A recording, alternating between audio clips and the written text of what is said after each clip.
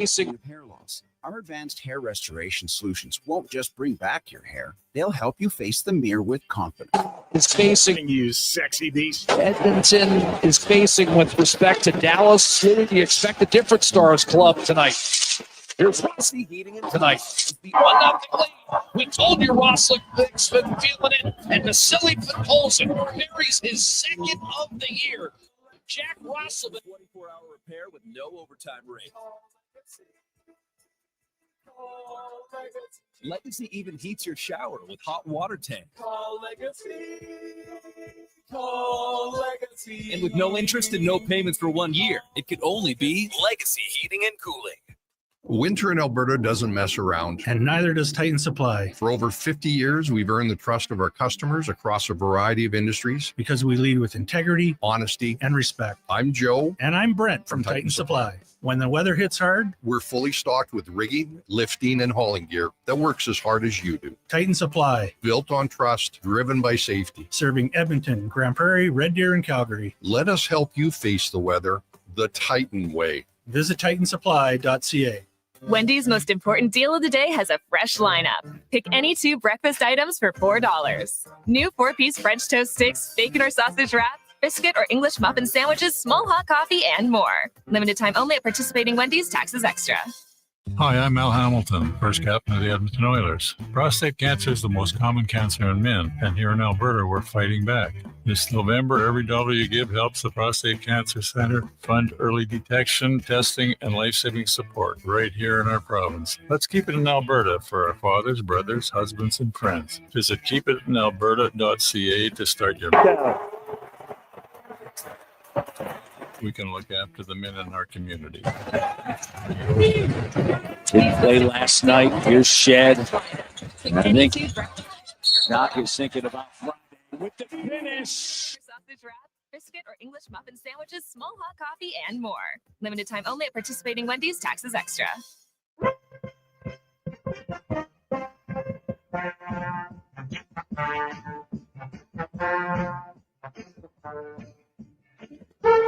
The Jason Gregor Show. Tonight. Here's Rossi. First score. We'll get to that. But Edmonton takes a 1-0 lead. We told you Rossi has been feeling it, and Vasily Podkolzin buries his second of the year. On Sports 1440. Presented by PlayAlberta.ca, Alberta's only regulated online gambling website. Raiders now on a first down with Schmidt over the middle, in the air, deflected and intercepted. And into Raider territory comes Andre Tillman. And look at him gallop all the way inside the 35.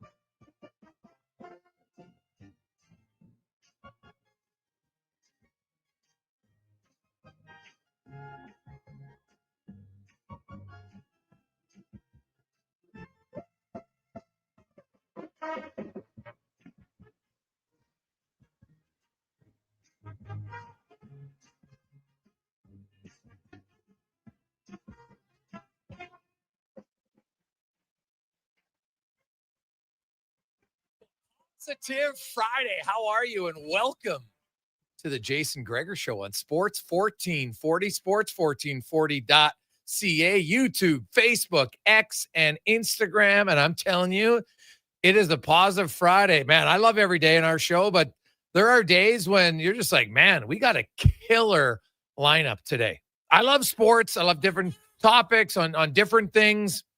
And man, we're covering the gamut today. So we'll have a one-on-one I had with Connor McDavid, talking a little bit about his journey to 1,100 points. And, you know, pretty honest responses from Connor about that. So we're going to get to that right away here coming up in a few minutes.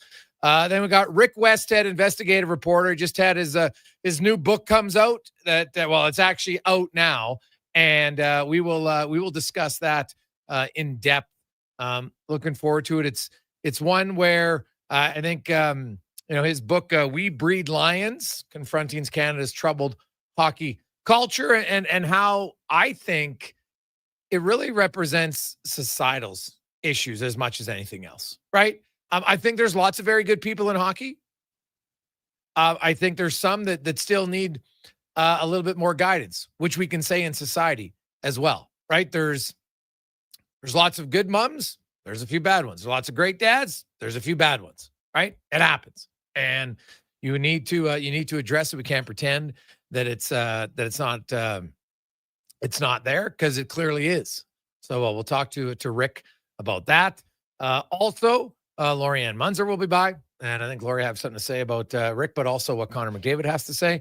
And we have Nattie Neidhart, of course, WWE superstar, the longest tenured woman in WWE history. Of course, daughter of Jim the Anvil Neidhart, for many of you who a little bit older remember his time in Stampede Wrestling, then, of course, on WWE. She wrote a book, and I have to say, Last Heart Standing, H-A-R-T. I quite like it. And, man, it's raw. It's very authentic. And anytime I read a book that's kind of like an autobiography, where this one, I felt like after I was like, man, I got a pretty good sense of who she was, not just what she accomplished as a wrestler. And I quite enjoyed it. So Nattie will join us at 3:00. Craig Button will be by. We also got Tyson Barrie, former NHLer. He's in town, talking about why he's in town, but also get his thoughts on the NHL. We got 2-minute warning with Tater. Ed Hervey, the GM of the Elks. Then we got Spec. We got Low Tide. Man, we are jam-packed wall to wall today. So very much looking forward to that. Also, tomorrow night, Oilers, Avalanche, the two fastest teams in the NHL by a significant margin. If you go to NHL Edge, which tracks all the speeds and everything else of, you want to break it down to individual players, you can. You want to break it down by teams, you can. And these two teams, by a significant margin, are the two fastest teams in the NHL right now. And it's not really close. I'll give you some of the numbers. So if you look at it right now, Edmonton has the top speed, and that comes from McDavid. McDavid's top speed of 21.61. That's the fastest burst by any player this year in the National Hockey League. Nathan McKinnon is currently fourth at 23.68. Now, 22 mile an hour bursts, the Oilers number one in the NHL.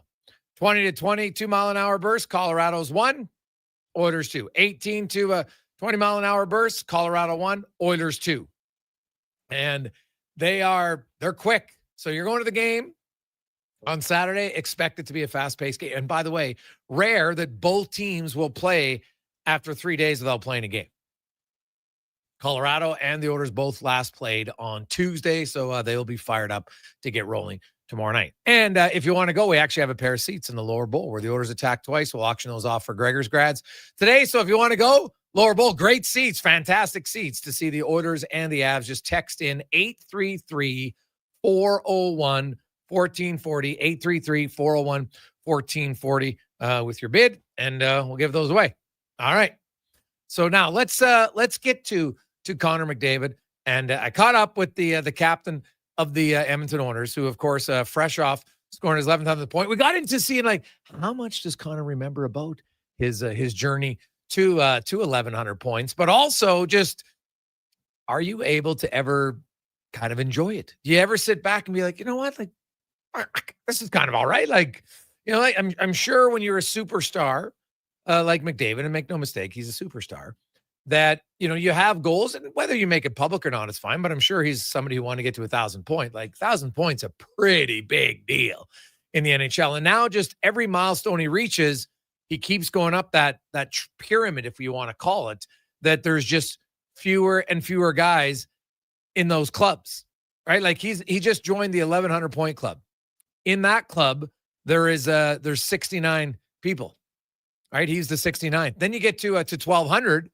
Well, McDavid's probably going to be the 54th. Steven Stamkos needs 7 points to become the 53rd. I'm assuming he'll get there before McDavid scores his. Then you get to 1,300 points. Well, there'll be 39 guys there. 1,400 points, there's 22. 1,500 points, there's only 16 players. 1,600 points, there's only 11. Crosby earlier this year became the 9th guy in the 1,700 point club.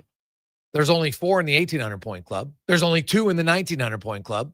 And of course, there's 1 in the 2000s and beyond, Wayne Gretzky, from 2000 all the way up to the 2,800 mark. He stands alone at the top by a ways. And the way Connor McDavid is going, he should join McDavid in that 2,000 point club. Now, if Sidney Crosby chooses to play 3 more seasons after this, he could also get to the 2,000 point club. So it's, never appreciate it. So here's my conversation with Connor McDavid.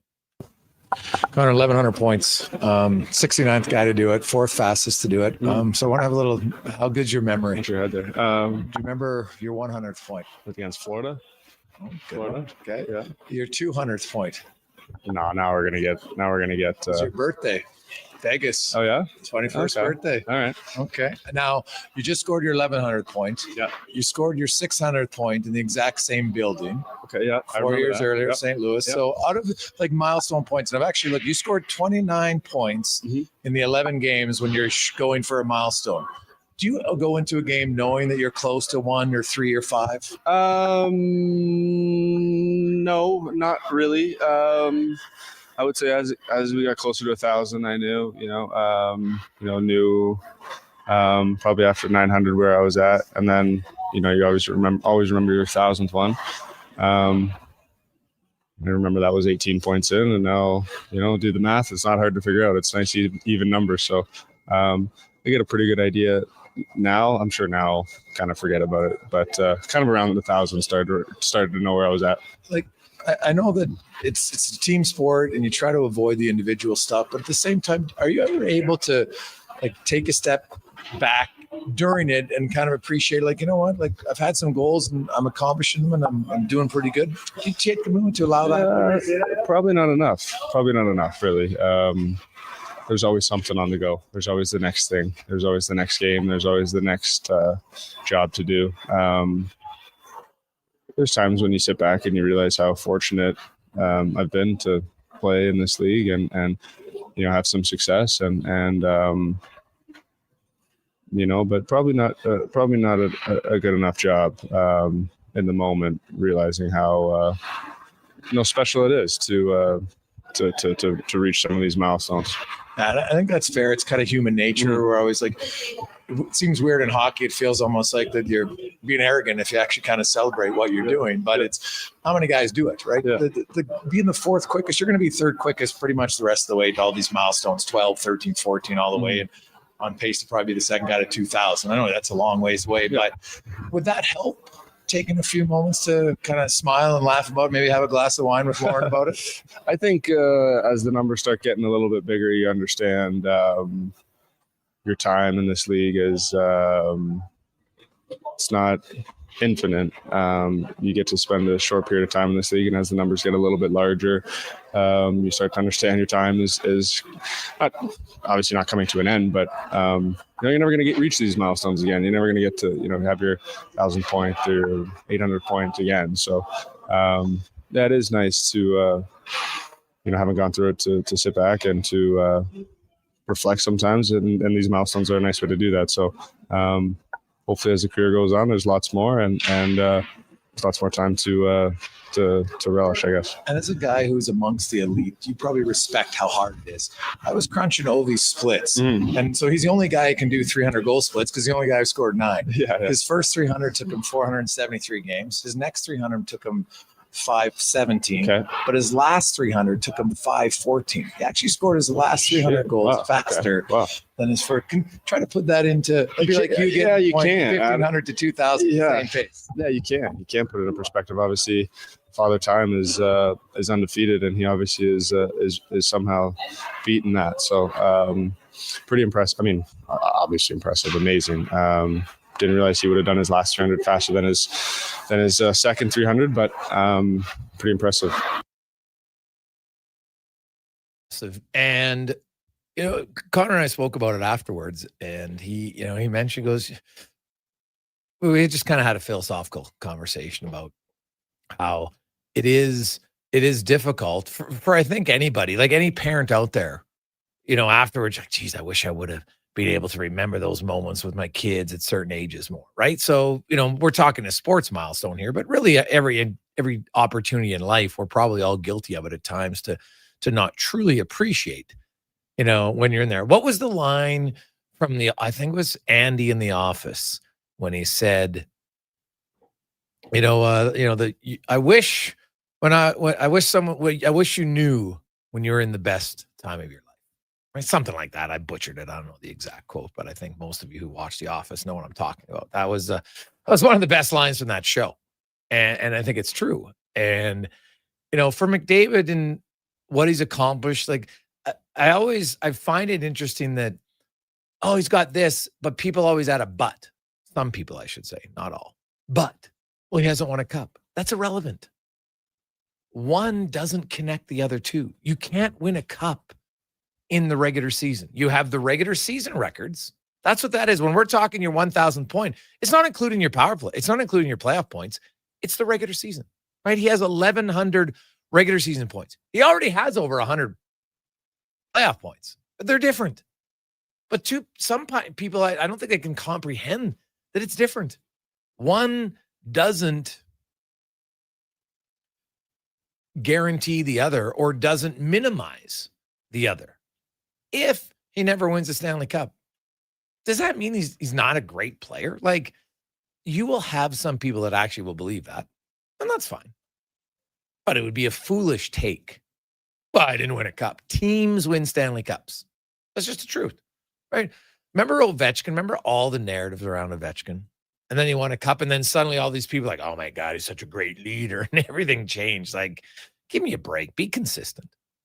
And I think with McDavid, it was funny because I had that conversation with Connor and earlier, and I mentioned it yesterday that I thought Alex Hemsky, because, Bruce Saville was kind of like a second father to him. And guess who I ran into today at the practice rink? Alex Hemsky. And he's in town. He's doing fantastic. He lives in Dallas. His two young kids are playing hockey. They're 6 and 7. And, he's like any young parent with two kids. He's on the go all the time. He's loving it. But Alex Hemsky had some severe concussions in his career. And he has battled off and on with some tough times.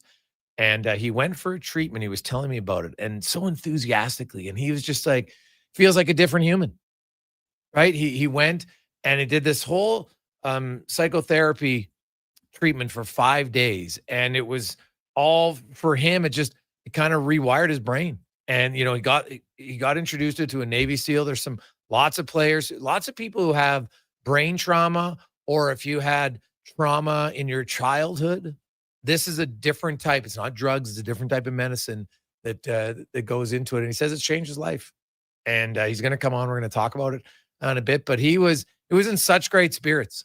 And he's like, man, like, I walk around and for a long time, like when I saw colors, it was just like, it was kind of hazy. And now he's like, man, when I see reds, like they're reds and the greens are greens. And he's in a great place. And, we talked about Bruce for a bit, and he's like, man, it's really sad. Bruce was like his second father to him. And that's, it's why he came in. So he was, but it's great to see how such great spirits he's in. He's looking great. He says, man, he's slimmed right down. Not that he was ever a big guy at all, but he's just, he's just healthier. Just feels great. Says, he goes, if you ask my wife, it'd be like a different person. Like I'm not angry. Right, like, and he talked about a lot of stuff that he had got to go over, because when he left hockey, he kind of left it very quietly. And he didn't. It's weird, but he didn't get a goodbye in hockey. And you know what? That was one of the elements, but it was more the concussion stuff. Like he was really suffering from post-concussion syndrome at different times. So it's good, and it was great to see him. And anybody who's going to the Bruce Saville funeral tomorrow will like celebration of life, I should say. We'll run into him. So we got a loaded show for you today. Can't wait. Rick Westhead, Lorianne Munzer, Nattie Neidhart, Craig Button, Tyson Berry, Ed Hervey, Speck, Low Tide. We'll probably replay the Connor McDavid interview based on the initial text that we got. And now we did. Hey guys, I wish there was a way to know you're in the good old days before you've actually left them. Thank you, Hat-Trick Swayze. That's the line. Exactly. Right? It's true. We don't know. It's very true. When you're in it, It's a great place to be. I can tell you right now, Connor Halley, what wasn't the good old times was that NFL football game yesterday. What an absolute, like, dog's breakfast. How bad that was. I have to eat crow, Gregor, but I don't know which side to eat it from. Like, you know, downplaying the Raiders or hyping up the Broncos. Either way, I was totally wrong about that one. Yeah, that was awful. Shout out to the Raiders. Probably could have found a way to win that football game going into Denver and doing so. And now the Broncos, they get the win. But you got to ask yourself some questions. Like, Bo Nix, they need more from him. He's got to be better. Yeah, that was it was awful. Awful. Quick break. When we come back, Rick West joins us on the Gregor Show, presented by PlayAlberta.ca. At Papa John's, our butter chicken pizza is a Canadian favorite, and we think we know why. We start with a velvety, tangy, and subtly sweet sauce. Then it's our better ingredients: fresh, never frozen original dough, juicy grilled chicken, and crunchy green peppers and onions. Sounds delicious, right? Well, wait till you try it. It's butter chicken made better. Order your large butter chicken pizza today for only $19.99. Better ingredients, better pizza, Papa John's. Proudly locally owned and operated. Looking for the perfect gift? Give the gift of great taste with a Loca Quality Market gift card. Redeemable at any Loca Quality Market or Loca operated restaurant. It's a treat for food lovers. Ready anytime. Grab yours today at loca.ca. Got a car you're ready to part with? Find out what it's worth. Fast, easy, and totally free at Go Auto. We're talking top dollar trade-ins, whether it's a little worn or still rocking that new car smell. Just a few clicks, and boom, you've got your value. Text value to 780-777-7777 to start. That's value to 780 all sevens. Why guess what it's worth? Let Go Auto show you the money. You matter. Your mental health matters, and you're braver than you think. Not Alone is an organization focused on creating a space of acceptance and support through tough, meaningful conversation. My name is Tyler Smith, and you are never alone. NotAloneCo.com. It's okay to not be okay. It's week 1 of Canadian Tire's early Black Friday sale. These prices won't go lower this year. Lower, you say? Save up to 50 November 6th. Conditions apply. Details online. Prostate cancer affects 1 in 6 men in Alberta, and this November we're fighting back. Every dollar raised fuels early detection and life-saving support. Donate today for the men in our province. Visit keepitinalberta.ca to start your fundraiser or donate today.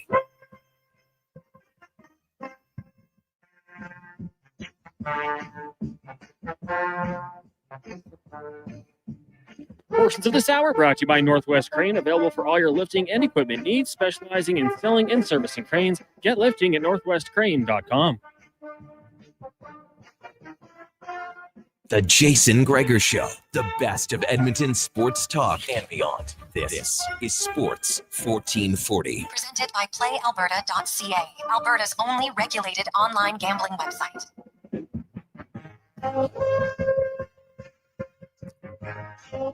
2:20. Welcome back. Pause of Friday. Jason Gregor Show, Sports 1440, sports1440.ca. Dan opens it up a $200 bid for the pair of seats tomorrow night to see McDavid, Draisaitl, McCarr, McKinnon front. Hey, you got great seats. Lower bowl where the Oilers attacked twice on Saturday night. Two of the two fastest teams in the NHL. So it's a great deal for Dan. If you want in, 833-401-1440. You can text or call that number, and we'll raise money for the Gregor Foundation as we're planning ahead for the kids. Now, hey, thankfully they're back in school, and we're going to get them some grad suits for those who can't afford it for the upcoming year. Now we're going to go in the room, brought to you by Action Electrical. They are 53 years as one of the most diversified electrical contractors in Alberta, and they are hiring right now, 2nd, 3rd, and 4th year electricians. That's you. Maybe you know someone, wants word for a great company, great opportunity. Send your resume, careers@actionelectrical.net. And we go in the room today, very fitting, as we are joined by Rick Westhead, of course, one of the best investigative journalists in the country. Has got a new book come out, We Breed Lions, A Journey into the Heart of Hockey's Reckoning. And, it talks about the triumphs of Canadian hockey, as well as its toxicity and the capacity for change. And Rick joins us now. Rick, how you doing? Hey, I'm good, thanks. Rick, I read the book, and I thought it was very well done because I saw online people like, oh, you're only talking about the bad things in hockey. I'm like, well, no, read the book. There are like, I know that you'd put it out there the other day. It was one of the titles and talked about how, making a reference to how some hockey teams treat hotel rooms.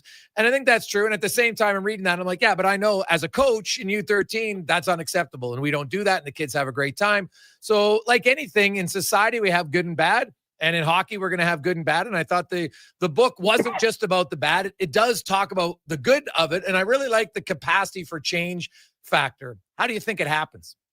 Well, I think, first of all, thanks for having me on to talk about this for a bit, because you're right. Hockey is an amazing game. I love it. I play it 3 or 4 times a week. Some of the best friends I have are through hockey. I coached my son playing hockey all through minor hockey when he was fighting cancer in the middle of the pandemic. Our hockey community was there for us every day. But, Jason, 2 things can be true. You can have a sport that's so amazing, and you can still have so deeply entrenched systemic problems, the kind of problems that Sheldon Kennedy, even up till today, says are real and current. So, I think what this takes to change is a commitment from minor hockey and junior hockey organizations to, really face some uncomfortable truths and do it differently. One example of that, I was in Hamilton, Ontario, and watched the Hamilton Steel AAA program and the Hamilton Huskies program. They've partnered with an organization called Coaching Boys into Men. And so the hockey coaches there with 16 different teams are getting training about how to talk to their players about issues of consent and healthy masculinity, basically how to treat each other like humans. And I sat in on some of these talks with kids who aren't even teenagers yet, and just was blown away at how much the kids actually wanted to talk about this. And it made me wonder, where else are they having these kinds of conversations? Are the parents talking to them about this? And of course they should, but many parents simply don't talk to their kids about issues of consent. Just they don't. Are they happening in school, these conversations? And I think the answer there is no as well. So maybe hockey has the capacity to be kind of part of our society where we really are, through the sport, helping young boys become the best versions of themselves as they turn into young men. I think that's well said, because I think people at times can get defensive. I understand they're like, oh, they're attacking my game. I love my game. And we got a lot of problems in society. And I agree. But there's lots of people that follow hockey. And so why not be the leader? Why not just sit back and say, well, it's other places, so it doesn't mean we have to clean up your own backyard, but then be the leader so it spreads out. And I think that's what hockey has the capacity to do. Yeah, I agree with you. And there will be people who say, well, this is not a hockey problem, it's a societal problem. And there's truth in that. But you know what? When we see issues like this, imagine going through the stuff at Michigan State with Larry Nassar and having people say, I don't want to focus on Larry Nassar. Let's just talk about all the good coaches at Michigan State, or the football program at Penn State with Jerry Sandusky. I don't want to talk about that. Let's just talk about all the good, right? Like, we have to confront these things, because if we don't, they keep happening. And we've been here before. When Sheldon Kennedy came out with his story in the 1990s, Jason, there were so many promises of reform. It can never happen again, both from hockey organizations and from different levels of our government. And guess what? The news cycle moved on. The story and promises got forgotten. And it wasn't long before there were, other instances of abuse in junior hockey that maybe with better screening processes, maybe if the promises had been followed through on, maybe some of those might have been avoided. Well, I remember when Sheldon, like, the amount of pushback, and sadly it still exists today, right? It takes a lot of courage to want to stand up and push back against something that is deeply ingrained in society and in some dressing rooms in hockey. Yeah, sure. But this is also, that's part of the bargain, right? I don't worry about the blowback. Sheldon Kennedy says there are systemic issues now, and he has the receipts to back it up, and the book documents that. If you want to disagree with me, fine. If you want to disagree with Sheldon Kennedy, fine. Yeah. Again, this is how it goes. It reminds me a little bit of back in 2001. And at the time, the Boston Globe blew the lid off of this scandal within the Catholic Church in that city. Yes. They reported extensively about how priests were being moved around between parishes, after they were accused of sexually assaulting children. And the response was not from the church, was not to say, you're right, we've got to fix this immediately. The immediate response, if you go back and look at the news coverage, one of the most prominent members of the church, a cardinal in Boston, called for the wrath of God to come down on the media. You know, there were others within the community that said, why do you have to focus on the bad stories? Why can't we talk about all the good that the church does? Does this sound familiar? Oh, yes. 100%. Yes, you can. Two things can happen at the same time. There can be lots of good people in hockey and still lots of systemic bad problems that need to be discussed. Yeah. And these players, listen, these are not only historical problems. And by the way, I'm not writing this book because I was cut from any minor hockey team when I was a kid. But listen, the truth is the stories are current. I made a point to interview. I reached out to more than 200 players on Instagram who'd played who'd been drafted into the Canadian Hockey League within the last 10 years. And of those players, I interviewed 58. And those 58 players, the kind of the line through all of their stories was how much they love the game, but all of them, to a person, identified cultural issues off the ice that were challenging. You know, this pressure to conform, you know, the pressure, what does it mean to be a 14, 15, 16-year-old boy moving away from your parents into a billet home hundreds of kilometers away and playing on a team where there are 20-year-olds or older? Yeah. Right? That pressure to be accepted in that room is intense, and the players were really candid about it with me. Yeah, well, I could imagine that because, you know, if you have a good room and a good leader, it can be great. If you don't, like, what's your options at that point as a 16-year-old? No, and you said it. And there are players, you've read the book, you know, there are players in this book that say that thank God they wound up with a team where the leaders in the room were people who made good decisions. Yeah. But you know, there are also cases where that doesn't happen. And here's the problem: far too often, when there are issues like this, the people who are in charge of these hockey programs, who tend to be former hockey players themselves, the immediate response is all about brand reputation, right? Protect the crest. Protect the name of the organization. And we saw that all the way up till Hockey Canada.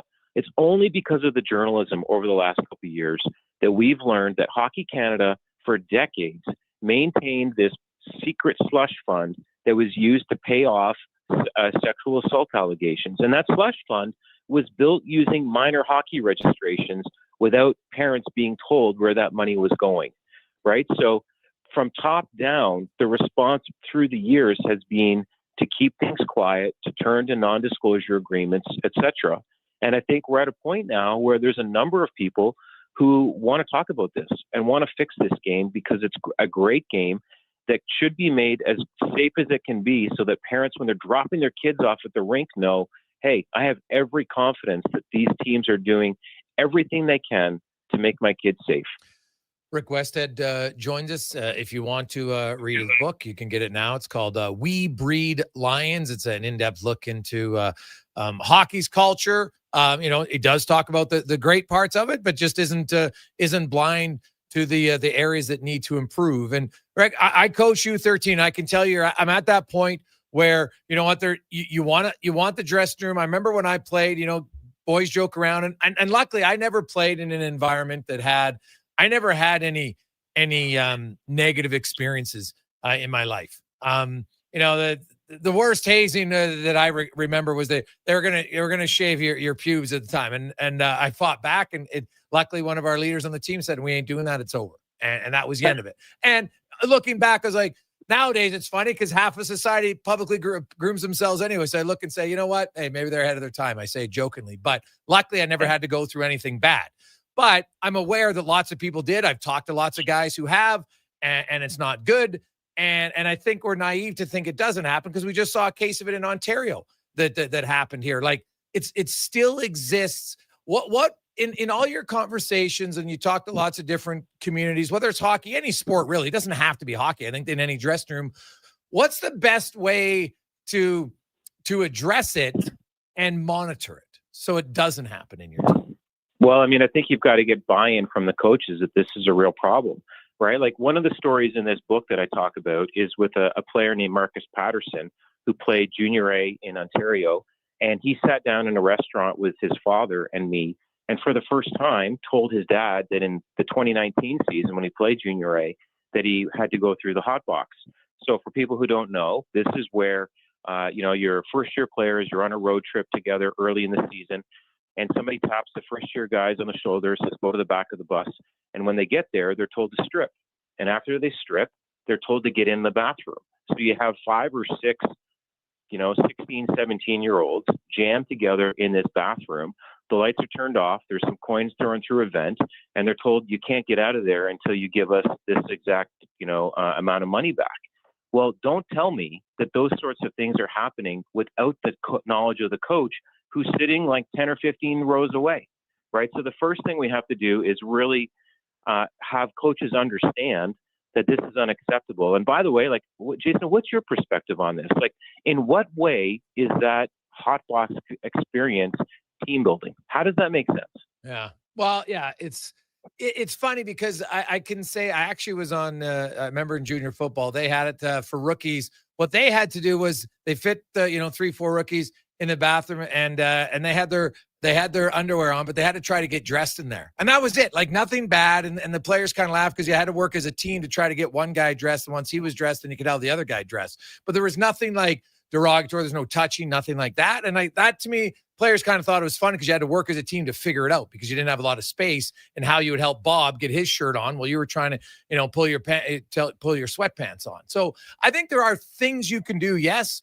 But the hot boxing one is, I've heard way worse stories. I remember the puck on the string and stupid things like that. So, and I do think coaches I think the problem is, and especially now with phones, like on my team, phones aren't allowed in the room. And I know a lot of associations have banned them because I know adults do stupid stuff with phones. We think that young boys whose frontal lobe isn't fully developed are going to make good decisions if you put them in a pack mentality in the room. They're going to look at stuff that they shouldn't be looking at. They're going to say stuff, and it's going to lead to more problems. Yeah. Well, I think you're right. It is going to lead to more problems. But the other challenging part of this is just getting people to be willing to talk about it. It's so uncomfortable. It's an unpleasant topic. Like, look around. You tell me how many media who cover hockey want to have these kinds of conversations, want to talk about what happened in the trial, want to ask players, hey, what's your perspective on taking consent videos after you saw what happened at the trial in London? Do you see any media that really want to tackle this and take that on? Yeah. Well, hey, I'm with you, Rick. I've talked, people get upset. A lot of times in human nature, and I know the adage is, well, it's sports and sports is my escape. And I'm like, well, I understand that, but you can't escape if people are getting abused physically, sexually, emotionally. If we escape it, it just becomes more of a problem. And it's not talking about it once isn't going to fix it. That's the challenge here. It has to be ongoing. And like, do you think Hockey Canada, who's at the top, who oversees everything, will actually do enough to start the change? I think there's work to do there. Like right now, you mentioned a story I did last week about, this situation with a minor hockey team in Ontario. Mm-hmm. It was a AA U14 team where the coaches were supposed to be in the room as per Hockey Canada policy, but they weren't. And so what happened was it was sort of Lord of the Flies in there. And you had players watching the door to make sure nobody was coming in. And then you had some guys like holding down their teammates, pulling down their pants, pulling down their underwear, taking pictures of their genitals and posting it on the group chat. A group chat that was filled with racist and homophobic slurs. So ultimately, the coach of that team was suspended for 6 months. And Hockey Canada, still to this day, has made the choice to keep those sorts of sanctions secret. And other organizations like Athletics Canada, like Gymnastics Canada, even provincial federations like the Ontario Volleyball Association believe that it's in the public interest to make this public. They believe that that a parent's right to know if they're dropping their kids off with somebody who's been suspended for months for misconduct, that right is more important than the worry that you might get sued by somebody for publishing their name because they've done something that has seen them get suspended for so long. So you asked me like, where are we? What's to do? Or where do we go from here? I think Hockey Canada's board, and I think it's part of the role of journalists hold that organization accountable, to answer questions about how you justify keeping that kind of information secret from Canadians still. Rick, in the writing of the book, and I don't like to go too in depth because I want people to read the book. I really like the book. I highly recommend. I think every coach, I don't care what level you coach at, because you might be coaching U9 now, but if you want to keep growing as a coach, you're going to be coaching U13. So you want to prepare yourself for it. I recommend every coach of any sport should read this, because there's lots I learned to say, okay, you know what? Maybe I got to ask myself, look in the mirror. Am I doing this right? Am I making sure? And I'm pretty adamant with my coaches. I have team meetings all the time. This is what we do. And you set the boundary for your players. And I want the boys to have fun. Like, you can still have fun, right? With just having guidelines. And I think it helps. But when you wrote all this, was there anything, and you've been doing this for a long time, was there anything that you uncovered that surprised you while writing this book? Oh boy. I mean, I guess one of the things that surprised me was just how willing players were to talk to me about this, right? Like, Curtis Gabriel, a former NHL player, willing to put his name next to his story, which is about the pressure he felt as a first-year junior player to have sex, and about how commoditized, how much of a transaction that was. And he told me about just the how often the conversations are, and the pressure that players are under that way. And he talked about what that has meant to him over the years, how that has affected him mentally. And he wasn't the only one. There are so many stories in here from players who are on the record. And I think maybe that's one of the things that surprised me the most, was that this is not a book that's full of pseudonyms and players who are like, don't use my name. It surprised me how many men I talked to who said, this has got to change, and it's going to add to the credibility of this reporting if you include my name in this, and please do it. Well, that to me, like that's the part of this. Like, I look at Hockey Canada, and that coach gets suspended for 6 months. That just bothers me. I'm like, what do you mean 6 months? Like, I think it should be a multi-year suspension. And because that's a right and it's a privilege to be able to be a minor coach. And if you don't take it serious, then you shouldn't have the right to do it. That's just my thoughts on it. And when I saw that suspension, I kind of was like, oh God, like, you know what? Does the person even learn from it? All right. And do they have to take some courses before they come back in, to be able to coach again? Right. Just because to be suspended and not have to do anything about it, I'm not sure you actually learn from it. Right. Like, would Hockey Canada have that type of power? Because I know they have some coaching things like respect in sport. And you got to do all that stuff online. We could have a whole discussion, how beneficial some of those things are. But do you think Hockey Canada and volleyball and basketball and any of these other sports, could they have a stronger hand in discipline? I think so. And I think it's on the government, because these organizations receive our money, because they receive taxpayer dollars. Our government, our federal government, and our provincial governments, for provincial federations, they have leverage here. They have the leverage to say, hey, if you want to keep getting a handout from the government every year, these are the policies that you have to introduce. And just so we're clear, I'm not talking about, every coach who's slipped up and used the F word in a practice or something like that. I'm not saying like name and shame everything like that, but there has to be, in my mind, some threshold where if you've acted in a way that, and I don't know what the line is. Like, let's leave this to people who are smarter than I am on this topic. Okay. But there should be some division between saying, hey, this coach swore during a practice, yes, as opposed to somebody who has, been clearly negligent, right? Yes. And I think that's an important distinction to make too. Well, hey, it's funny you say that, Rick, because when we look in society, I believe one of our biggest problems now is we've made everything sexual assault. They don't use rape anymore. They don't use that term. And where if someone slaps me on the butt, that's sexual assault compared to raping someone. And I think they're two very different things. And I think by putting it all in one, you weaken the worst, right? It softens people to the worst part of it. And so I agree with you on this. You can't, hey, you swear as a coach, you shouldn't, 100%. But that's very different than allowing, physical or verbal abuse going on in your dressing room. They're two totally different things. And I hope that they do have those type of limitation, and just be very specific. This is what happened, right? And honestly, if a coach swears once, any parent out there is like, okay, hands up if I've never sworn in front of my kids accidentally. If you have, you're a way better parent than I am because I was going to say, I think as well, like hockey has to figure this out. Right? We keep talking about how Canada, our demographics of our country is changing. It's already changed. Like take a look at the numbers, right, of new Canadians and what our country, who makes up our country now. Look at sports like soccer and basketball and volleyball, right? There are a lot of choices that parents have.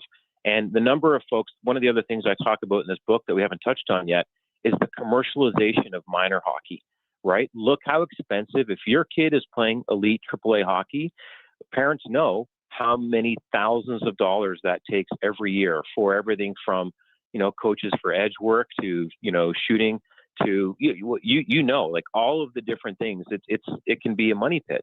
Yeah. And so hockey has to figure this out because we've got the World Cup coming next year. Soccer's already super popular and it's only going to get more popular. There's a lot of competition, that hockey's facing now.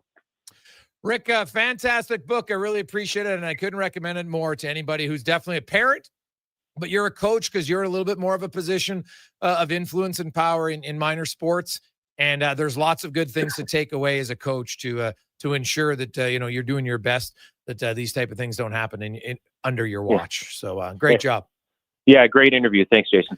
That is Rick Westhead. I recommend the book, We Breed Lions, A Journey into the Heart of Hockey's Reckoning. I know we've got some texts. Gregor, why do we only hear about this? Well, first of all, it's not always, guys. We have Rick on the show like 4 times a year. We have 20 hours a week. So Rick's on for maybe 1 hour a year, like at most. Come on. Don't pretend we talk about this all the time. You can't be shy about it. Do you want your son or daughter to be on the receiving end? Yes or no? If the answer is no, then we have to discuss it. Because I don't know anybody who's like, oh, no, I want my son and daughter to be bullied, to be assaulted. That would be awesome. No one thinks that. Quick break. We'll return. And by the way, we do have I have another book coming out, author, but it'll be fun for our wrestling fans. And really inspiring story from Nattie Neidhart. Lots of stuff I knew nothing about when I read her book. And honestly, I read it in 2 days. It was a great book. I couldn't put it down. I loved it. So Nattie's coming up in the 3 o'clock hour. But first, Lorianne Munzer joins us next on The Gregor Show, presented by PlayAlberta.ca. Legacy Heating and Cooling jingle auditions, take one for Gene Principe. Are you ready, Gene? Ready. I'm not just here to make a thermo a couple of bucks. I'd never just microphone it in. Take one. Call Legacy. Call Legacy. Nice. Boom. I'm a musical genius. Legacy's going to love this for furnace season. What's not to love? With no interest and no Principe payments for 1 year. Are you always like this? Yep. Unlike a furnace, I have no filter. Legacy Heating and Cooling. At Papa John's, our butter chicken pizza is a Canadian favorite, and we think we know why. We start with a velvety, tangy, and subtly sweet sauce. Then it's our better ingredients: fresh, never frozen original dough, juicy grilled chicken, and crunchy green peppers and onions. Sounds delicious, right? Well, wait till you try it. It's butter chicken made better. Order your large butter chicken pizza today for only $19.99. Better ingredients, better pizza, Papa John's. Proudly locally owned and operated. Don't look now, but I think we're being followed. Oh, that's just my Fountain Tire sidecar. Well, they're driving pretty close. Because they're attached. Save up to 15% on select tires until December 13th.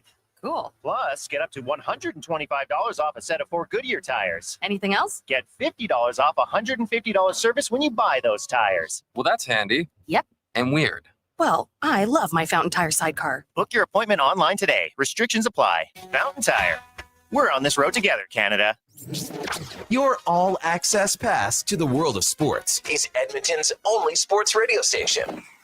From pre- and post-game hockey shows to in-depth analysis from your favorite commentators, the action never stops on Sports 1440. I'm getting McDonald's. You want anything? Oh, yeah. I'll get I've got to get 2 cheeseburgers, medium fries, and a medium fountain drink for $9.99. Hey, maybe I'll eat 1 cheeseburger right away and save 1 for later. Maybe I'll stack them and eat them both at once. Options. Oh, delicious, delicious options. So 2 cheeseburgers, fries, and drink? How'd you know? You were thinking out loud again. Get yourself a 2 cheeseburger meal for just $9.99 plus tax for a limited time only at participating McDonald's restaurants.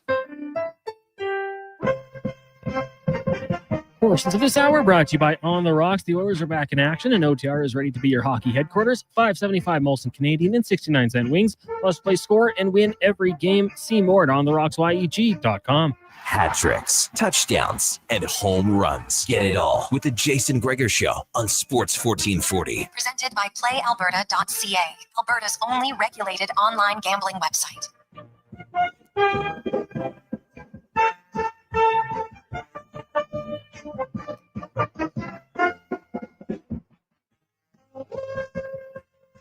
Welcome back, Jason Gregor. Connor Halley, Sports 1440, sports1440.ca. Paulie's up to $400 now on the tickets, orders, and the Avalanche. Tomorrow night, we'll end this by 4 o'clock today. So just so you know, if you want in, you got an hour and 10 minutes. 833-401-1440. 2 lower bowl seats for the orders and the Avs tomorrow night. McDavid, McKinnon, Makar, Draisaitl. Man, there's a lot of skill on the ice. It's a Saturday night. Both teams haven't played since Tuesday. They'll be well rested. Should be ready to go. Should be a fun, fast-paced game. Now let's go in the mind. Lori Ann Munns, of course, Olympic gold medalist. She's also a mental coach. Lori Ann, how you doing? Doing awesome. Happy Friday, Jason. How are you?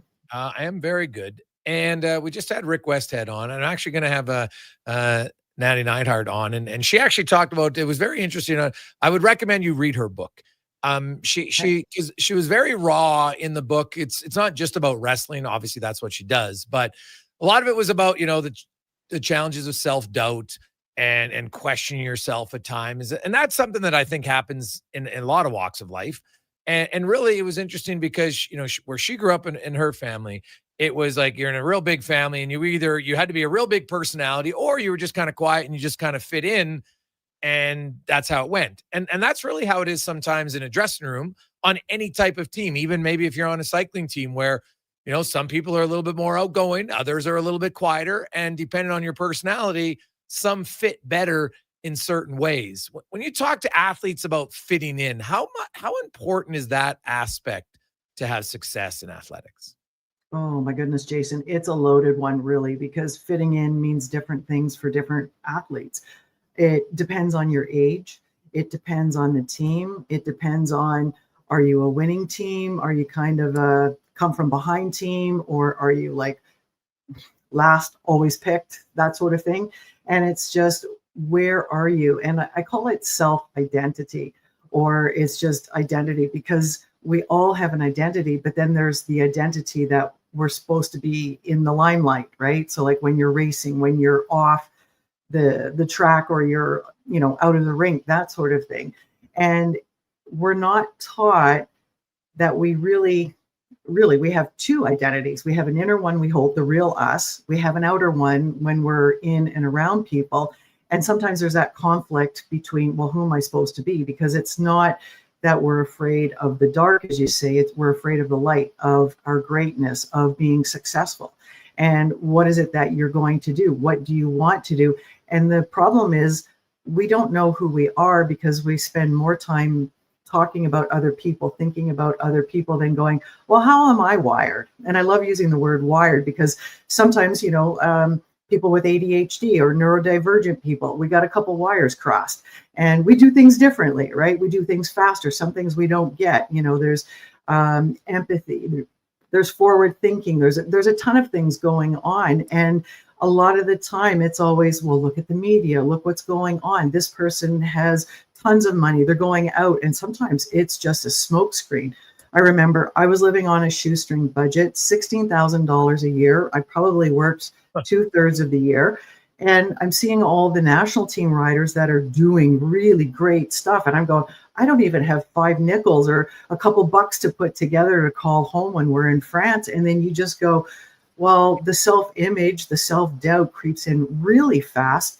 It affects your performances, and there's nobody there when I was racing to talk about this, because you're not supposed to show that you're weak. You have to be strong, and you have to be, the German machine, right? You can't break down. Plus, if you're older, then it's like, well, what do? It's like, here's all these up and coming kids. They live at home. They've got support. They have sponsorship. Everybody's situation is different, but the mental aspect of it is, who do you think you are? And who do you really want to be? And we never stop, press pause, just like Connor said, well, now he can think maybe a little bit more about those wins, those milestones. But as athletes, it's always, what's next? What's next? We heard Summer McIntosh talk when she was like on a roll there.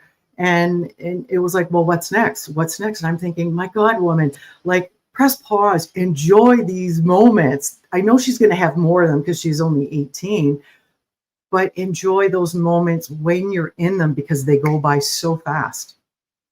Well, they definitely do. And it is hard. And it's, it's hard to, because some people feel like, well, if you enjoy, it's like people in hockey, like, look at baseball, they celebrate too much. Like somehow celebrating too much means, well, if I celebrate on Wednesday, it means by Friday, I'm not going to be serious anymore. It's not the case at all. Like you're a mental coach. We probably should celebrate the steps along the goal more often to remind us of why you're doing all the hard work. Oh, absolutely. And this is the crazy point is that people go, no, you can only celebrate when you do the big win because one, you can jinx yourself, or no, we're not supposed to do that. But it's like, no, celebrate those moments. And it's not that you're not going to make it, but enjoy those moments, be in the moment, share in it. And I remember being at the Commonwealth Games. I set a Commonwealth Games record in Manchester, England. Had won a silver medal, then won a bronze medal. And I'm sitting in the phone area all by myself because there was nobody there to celebrate. And then because of the time change, everybody was sleeping. So here I am sitting by myself going, wow, I did all these great things and nobody to share them with. It was like, that was a bit of a bummer. Yeah, well, 100%. The other thing I asked Connor McDavid about was just, you go through that and you try to remember. And he says, you know what? Yeah, I'm probably not good enough as I should be. Is that something that young athletes should be taught more of? Right? Is there any, have you, you're in that mental realm. Is there any conversations going on at any level to remind people like, hey, you know what? Like, it's okay to celebrate yourself during the process. Yeah. And it should start right from the little leagues, right straight up to Blue Jays, Oilers, Olympics, everything. And it's something that isn't talked about. Sometimes a lot of people will think that, well, if you talk about it, you're egotistical, you're conceited. And that's not necessarily the case. There is that persona, oh, I have to be really big and loud to be heard and to make a mark. And I can't show how weak I am underneath, but it's just those little milestones. I remember playing baseball up at the cottage during the summer when I was probably 12, 13 years old. And after every game, and I know you're going to relate to this, Jason, we went out to Dairy Queen. It was a really, really small town. But after every game, we celebrated by going to Dairy Queen. And it was just one of those team bonding moments. We got to relive some of the plays. We got to figure out, well, where could we pull up our socks and pick up our gloves and ball a little faster? But those are the moments. It's not just for the big day, the big game, the big race. It's for all of the individual milestones. And it could even be for some of the training sessions. Hey, you made some great drills. You made some great passes. You were able to motivate and help another player from a leadership point of view. And those are the milestones I think we should be celebrating. Lori-Ann Munzer joins us. The other challenge in a long season and is now, we're past the part of a slow start. You're into game 15 now. You're into coming up on like 18% of the season, which is a pretty big number at the end of the day. And, you want to try to go think the Oilers, for whatever reason, for 3 consecutive seasons have been a slow starting team. And at times they've looked uninspired. Their head coach said today, like in the playoffs and the big moments, we've shown our focus that we can do it, and we haven't yet. And I understand that you can't manufacture playoff intensity in November. It's impossible because the building isn't as loud. Everybody knows the games aren't as meaningful. I understand it, but you have to get to that level. So how do you do it? How do you pull yourself out of the muck when you haven't been able to have a focused intensity? Well, this is where I disagree with the media. 15 games in, 82 games a season, I believe. Every game should be like the championship game. And we've talked about this before, is you've got to go in and bring your best every game, every time, because it's practice, practice, practice, which is repetition. The only way you're going to get better, Jason, from a mental standpoint, because physically all of the players are probably 1 to maybe 3% apart from each other, is what is between your ears. And you need to level up. You need to be able to play your game backwards, forwards. Like you were talking yesterday, I think, with Spec, and it was about the guys who have 20, 22 minutes in the NHL, and then the guys who come over. I think you were talking about the Swedes, and they're like 9, 10 minutes, and you can't really make that great of a contribution. So what do? You have to play the mental game, even when you're on the bench, of going, okay, how would I, if I was in that position of, where Bouchard is, or Draisaitl, or Connor, or whoever is playing, what would I do to counter it? What would I do to set them up? What would I do so that I could be set up to contribute to the team? And you've got to play those games forward and backwards. In hockey, you have so many more options, where in track cycling, when you're sprinting, you have one strategy leading, you have a different strategy following, and then when your plan goes all to heck in a handbasket, you got to pull out your power card and just go. So in hockey, you're going to have a lot more scenarios and options of, okay, what are all the possibilities?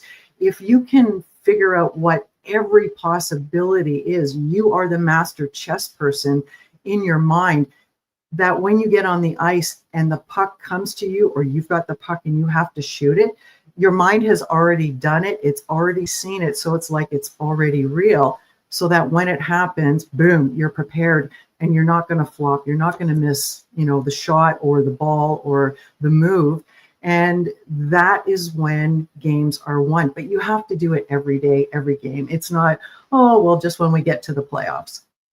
True, but it's hard to bring it every night. You can try, but because the Oilers, the thing is, they've had 6 games where they were leading by 2 goals and blew it. So they did do it, and then suddenly it fell apart, which was absolutely. The other part for that one, Jason, is you have to keep both your feet on the gas, because invariably one foot's going to come off the gas pedal, and either you're going to have nothing on the gas pedal, or you can still squeak in. If you are giving your best, and sometimes your best is not going to be your best. We all go through that rhythm. There's going to be high games, great games, medium games, low games, and then you are just not on no matter what you do. But again, it's like when you were talking with Connor, was press the pause button, take a moment, look where you are. What is your intention? What are your expectations? And are you willing to put everything on the line? That's where champions are made. And it's made every day. Lorianne, thanks for this. As always, have a great trip. We'll talk to you in a few weeks. Absolutely. Thanks, Jason. It's Lorianne Munzer, Olympic gold medalist. Let's get to the Con Man and a Sports 1440 update brought to you by Legacy Heating and Cooling, home of the no payments, no interest for 1 year on your furnace. Stay warm all winter. LegacyHeating.ca. This is the Sports 1440 update. A light night on the ice. Just 4 games at the NHL level. Rangers and Red Wings. Islanders host the Wild. Blackhawks taking on the Flames. And it's the Sharks up against the Jets. And the Association. Toronto Raptors are in action in Atlanta, taking on the Hawks. That one gets going just after 5:30. Elsewhere, Celtics taking on the Magic. Spurs host the Rockets. Hornets in Miami. Bears host the Mavs and the Bulls taking on the Bucks. In the WHL, the Oil Kings on the road in Medicine Hat. Puck drop at 7. BCHL, Spruce Groves in Vernon at 8. At 7, the Crusaders will host Cranbrook. And in the AJ, you've got 5 games tonight, including Kodiaks and Whiteport, and Bonnyville hosting the Lloydminster Bobcats. Golden Bears hockey, they'll host Mount Royal at 7. Pandas in Calgary taking on Mount Royal. They'll swap cities tomorrow night. Griffin men's hockey hosting UBC tonight at 7 o'clock. Griffin's on the road taking on UBC as well at 8. And at the Saddle Center this weekend, you've got Golden Bears and Pandas volleyball with Fraser Valley in town. The action is going tonight at 6, tomorrow at 5. Coming up in hour 2 of the Jason Gregor Show, we'll be joined by pro wrestler and author Nattie Neidhart, also TSN's Craig Button, and former Oilers defenseman Tyson Barrie. I'm Connor Halley. This has been a Sports 1440 update. Is Sports 1440, a Stingray radio station broadcasting on Treaty 6 territory. Download the free iHeartRadio app and listen to CKJR wherever you go. And here comes Action Electrical Service Team sprinting onto the scene. These are your first responders for any electrical emergency. That's right. With their fleet of service vans and specialized gear, they assess, they service, and maintain electrical lighting and automation systems. They're all about rapid response. Quick diagnostics and repairs to restore power and safety fast. Hire the Action Electrical team to bring home a win for your project. Visit actionelectrical.net. It's a new season, Edmonton, which means it's time for new offers. Play Alberta is offering odds boosts on every Oilers game all season long. This is your chance to score big. And for a limited time only, our listeners can get an exclusive $50 free bet when they deposit $50 using code Gregor50. That's code Gregor50 for an exclusive $50 free bet. Alberta wins with Play Alberta.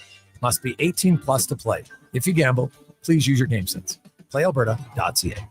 Top quality flooring, locally owned, and Canadian products from Beaulieu. Yeah, that's CFI. CFI what? No, CFI, Custom Floors Inc. From free estimate to professional installation, contact Custom Floors Inc. at customfloorsinc.ca. The Hockey Super League is proud to launch its 9th season, delivering independent, borderless hockey. This year, over 125 teams will compete across Alberta, Saskatchewan, and for the first time ever, Colorado, USA, with showcase style action, cross-province rivalries, and a strong commitment to player development. The HSL is the premier destination for families seeking balance and athletes chasing the next level. The Hockey Super League. Hockey without limits. For athletes born in 2013 to 2018. Visit hockeysuperleague.com to learn more. The job isn't done until the last load is hauled, and having a semi-trailer out of commission is not an option. Whether replacing or adding to your convoy, Edmonton Trailer has a huge inventory of new and used semi-trailers, trusted by the gravel, logging, oil field, fluids, and freight industries. Find a trailer right for you online or at one of their 3 locations. For sales, service, parts, rental, and finance. When you're in it for the long haul, Edmonton Trailer. Portions of this hour brought to you by Cantork. We offer sale, rental, repair, and calibration of hydraulic, pneumatic, and battery-powered torque wrenches, stud tensioners, and flange maintenance equipment. Order today at cantork.com. The Jason Gregor Show, the best of Edmonton sports talk and beyond. This is Sports 1440. Presented by PlayAlberta.ca, Alberta's only regulated online gambling website. I'll just introduce you after here. Positive Friday. How are you? Welcome back to the Gregor Show, presented by PlayAlberta.ca, Alberta's only regulated online gambling website where 100% of the revenue stays right here in the province of PlayAlberta.ca. And remember, Lotto Max tonight. Maybe you're feeling lucky. Remember our deal. If you win, you invite us to the party. If we win, we invite you. It's pretty simple. Get your tickets at PlayAlberta.ca for Lotto Max, a cool 15 mil up for grabs tonight. Now we're going to get to our big guest of the day, brought to you by Silent Rides Charter Company, one of Alberta's premier bus charter companies with state-of-the-art motor coaches that will safely take you or your group to your next destination. Book your ride today at silentrides.ca. And very excited to have our next guest on the show. She is the longest serving woman wrestler in WWE history. Of course, she just wrote a book, Last Hart Standing, H-A-R-T, for all of you wrestling fans. You know, the Stu Hart and all the way down to her uncles, the Hart brothers. Of course, her father is Jim the Anvil Neidhart. And I the one thing I learned in the book, I learned how he got his nickname. I never knew it until the book. So it's a great little tidbit that is in the book. It was a fantastic read. And to be honest, you know me, I love reading books. I read books all the time. And I had no really idea what the book was about. And I was pleasantly surprised that it was much more about than wrestling and was incredibly authentic and very vulnerable. And I very much enjoyed it. And we welcomed to the show the author, the star of WWE, Nattie Neidhart. Nattie, welcome to the show. How you doing? I'm good. Thank you so much for having me on. Well, I really appreciate you coming on. I really enjoyed the book, Nattie. Like I get books. I'm a big reader, so I read tons of books, and I like true story books. So I'm not a big fiction guy, to be honest. So, but I've read lots of different athlete books, but yours I found was very different. It was extremely vulnerable. You weren't afraid to talk about the parts of you that, like, your insecurities and at different times, you know, from a childhood, and you talked very openly, you know, about your childhood and your father's addiction. And it drew me in instantly, and it was a very easy read. So I commend you, first of all, just for that. I think it's hard sometimes for people to put themselves out there for everybody to kind of see yourself exposed. No, that's, I really thank you so much for reading the book, first of all, because anybody that's taken the time to read it, I just appreciate it. The most valuable thing that any of us can give each other is time. And I know that reading a book is a commitment, but I wanted the book to be a really easy read. And I think that's something that, like, I didn't want any reader getting left behind because this day and age, not everybody reads books. People taking their information differently. A lot of people, do audiobooks or, like it's just everybody takes it in differently. So when I wrote the book, I wanted it to be very easy. And I think people are really seeing a reflection of themselves in the book in some way, shape, or form. And what I'm getting more than anything from people finishing the book is they're saying, hey, this book was like, it's more than just a book about wrestling. It's a book about healing. And it'll make you laugh, it'll make you cry, it might make you a little pissed off, it might make you sad a little bit, it'll make you feel hope, but it'll help you in your healing journey. And that was a big part of writing the book for me, that I was like, okay, a lot of this is probably deeper than I need to go, deeper than I wanted to go, but at some point in time, if I can help somebody else on their journey to heal and to be a better person or to feel better about themselves or to grow in some way, it's all worth it. Now I want to get to some of the wrestling part, because I was a huge Stampede Wrestling fan. Like, did you have, excluding family members? So I want to get them, because that's, obviously that's hard to pick. It's like asking who's your favorite kid. Did you have like a favorite non-family wrestler when you grew up?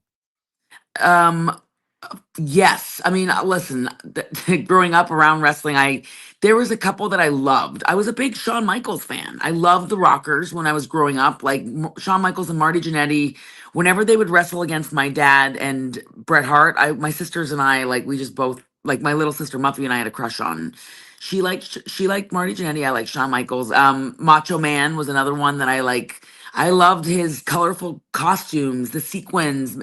I loved Miss Elizabeth. I thought Miss Elizabeth was like the most beautiful woman in the world. And I remember when we were kids, I wrote about this in the book, but when we were kids growing up, when she would come over to our house and have tea with my mom and Randy would visit with my dad, I was always just like mesmerized.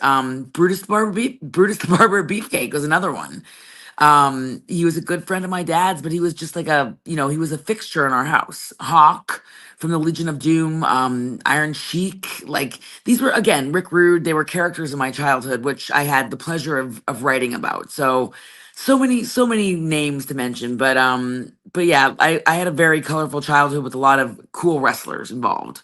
Yeah. Well, I actually had Gama Singh from Stampede Wrestling fame in the early days of WWE. He was just in because they had a big documentary about him. And so, yes, I saw that. Yeah. And it was actually very good. And the Cuban Assassin was the wrestler that I liked when I was a kid. And that's probably maybe a little bit before your time. I think it is. Yes, I know who that is though. Yeah. And so when I read the book, it was great, to see I never knew that your grandfather, started out in Tollfield. My farm is literally about 25 minutes from Tollfield. So I know exactly. Wow. I'm just like, okay, so now I'm connected for sure to the book. And there's a lot of people who like Stampede Wrestling, I think, would like that. Then they grew up into WWE, but I'd never seen a picture of the Hart House. And I've heard all the stories. And that was actually the thing I liked. I know it sounds like a very simple thing, but I think there's lots of people who have followed wrestling that have never seen the house. And to see the house in the ring, which might seem like a very simple thing, like I was just like, oh, now I can visualize it. Right.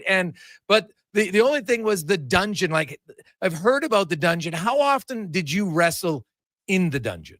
All the time. It was where I learned how to wrestle. It was the very first place that I wrestled. And it was just a little room in my grandfather's basement. And there was a little set of steps that would lead into this little door. And then you take a right and you're right in the dungeon. And the room was just a small little room with holes in the ceilings from people's heads going through the ceiling, literally. And it had wooden walls and a couple windows that you could look out, like 2 little windows.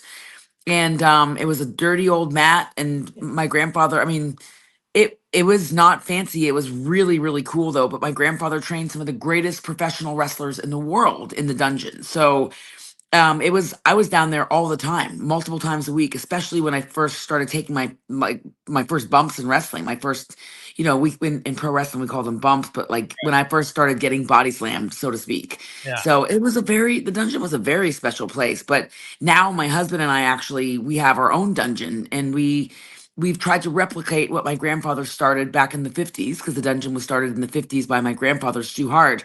So we have a place in Florida that it's a warehouse that's only big enough to hold a wrestling ring. And there's a bathroom, there's no air conditioning, and it's just, you got to come in and you got to bring your heart. Okay. Nattie Neidhart joins us, of course, a WWE superstar, author of the book, The Last Heart Standing, from the dungeon to WWE. And it's a great journey. I kind of felt like I was along the journey with you, which I thought was amazing. Anytime you can have an author who feels like allows you to welcome into the journey, I'm like, okay, I think I know what's coming next, or, oh, I was surprised that happened next. I'll be honest, like, I'm a wrestling fan, not a diehard wrestling fan. And I didn't really understand the differences of the style of wrestling that you had in your career, like when you're in Canada, and then when you're in WWE, and then when you're in Japan, and all that. And like the Japan story was probably the one really, Nattie, that I was like, wow, I never knew anything about that. And I understand it after reading it, like the culture shock, sure, but just how different it was. So you're obviously, you kind of grew up around wrestling. You're super passionate about it. Was it hard to learn to wrestle how they wrestled?